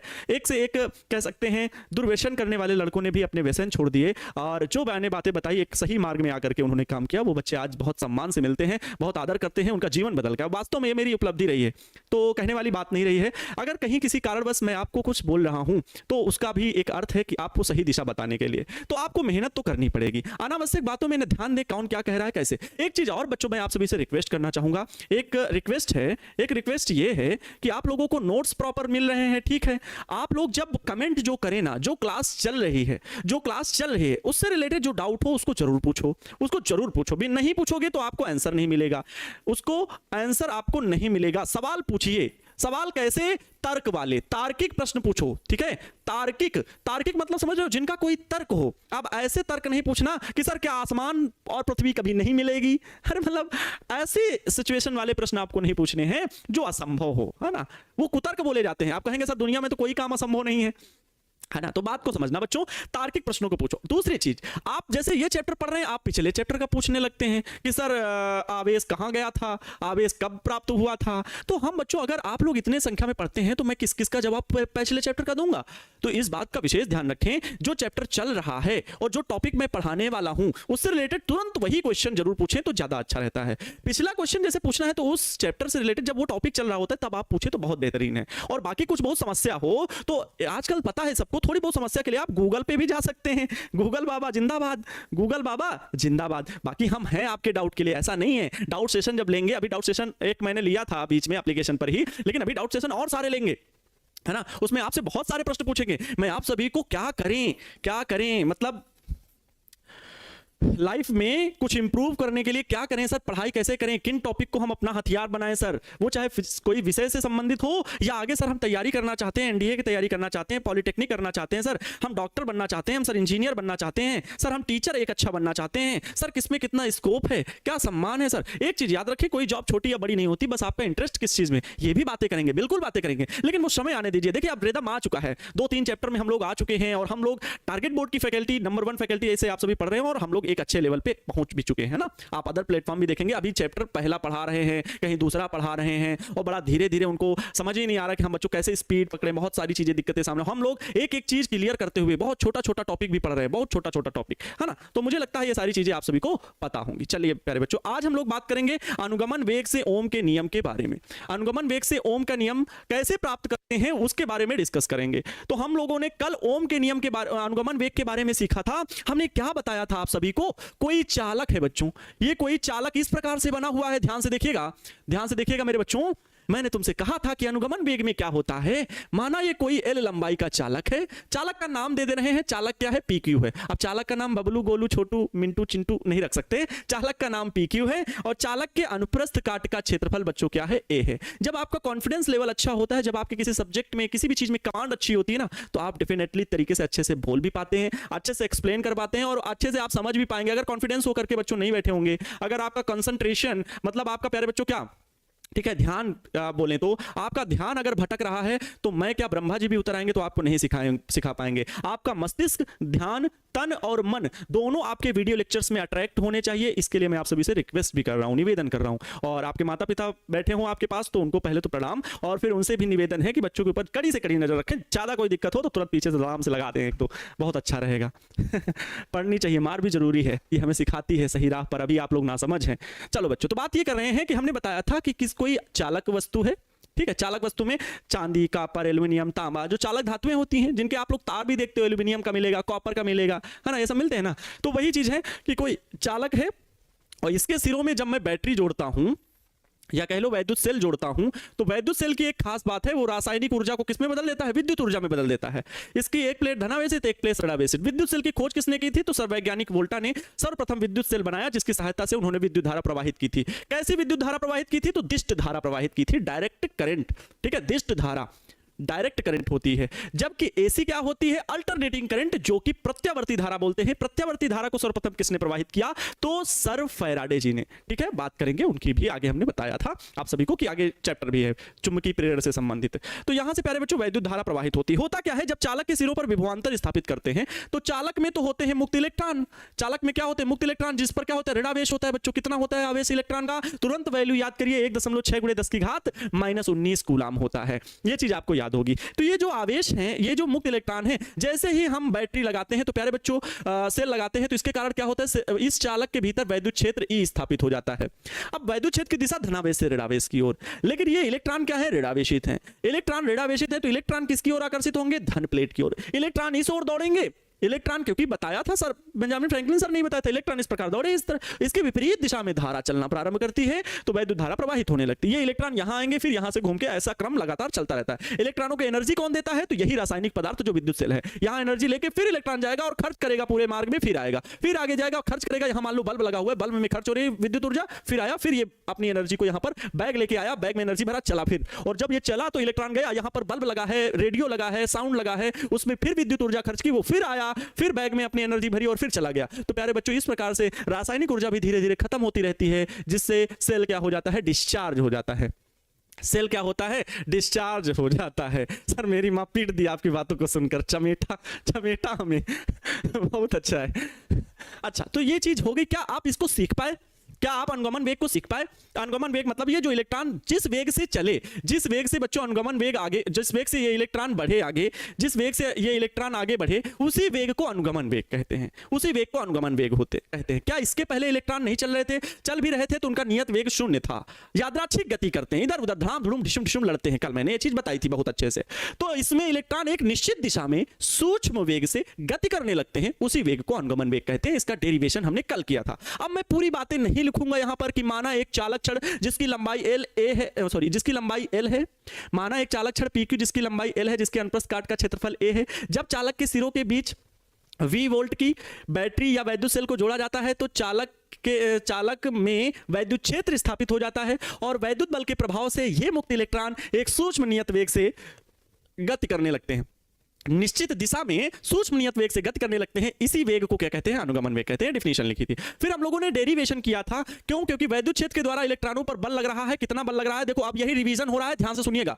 10-15 मिनट की क्लास में मैं रिवीजन कर दे रहा हूं और ध्यान से सीख लीजिएगा जिन बच्चों को कल नहीं समझ में आया था। हालांकि आपकी भी ये रिस्पॉन्सिबिलिटी बनती है कि जो लेक्चर ना समझ में आए, क्योंकि फिजिक्स है बच्चों, कई बार फिजिक्स और ये केमिस्ट्री, ये दोनों अपने आप में ऐसे सब्जेक्ट है, कहने वाली बात नहीं है, वो चाहे फिजिक्स भी हो केमिस्ट्री हो, क्योंकि अब ये फिजिक्स के बारे में नहीं, फिजिक्स और केमिस्ट्री ये दोनों ही ऐसे सब्जेक्ट हैं। आपके मैथमेटिक्स क्या है, प्रैक्टिस पे डिपेंड होती, कई बार ये अच्छी चल जाती है। बायोलॉजी तो आप पढ़ भी सकते हैं, कोई इसमें न्यूमेरिकल और ऐसा कोई प्रॉब्लम है ही नहीं। आपका फिगर अच्छा डायग्राम बनाने आता है तो नंबर भी अच्छे आ जाते हैं। मैथमेटिक्स थोड़ा प्रैक्टिस सेट वाला डरते हैं बच्चे, जब तक आती नहीं है, जब आने लगती है मैथमेटिक्स। फिजिक्स और केमिस्ट्री ऐसे सब्जेक्ट हैं कि कई बार एग्जाम में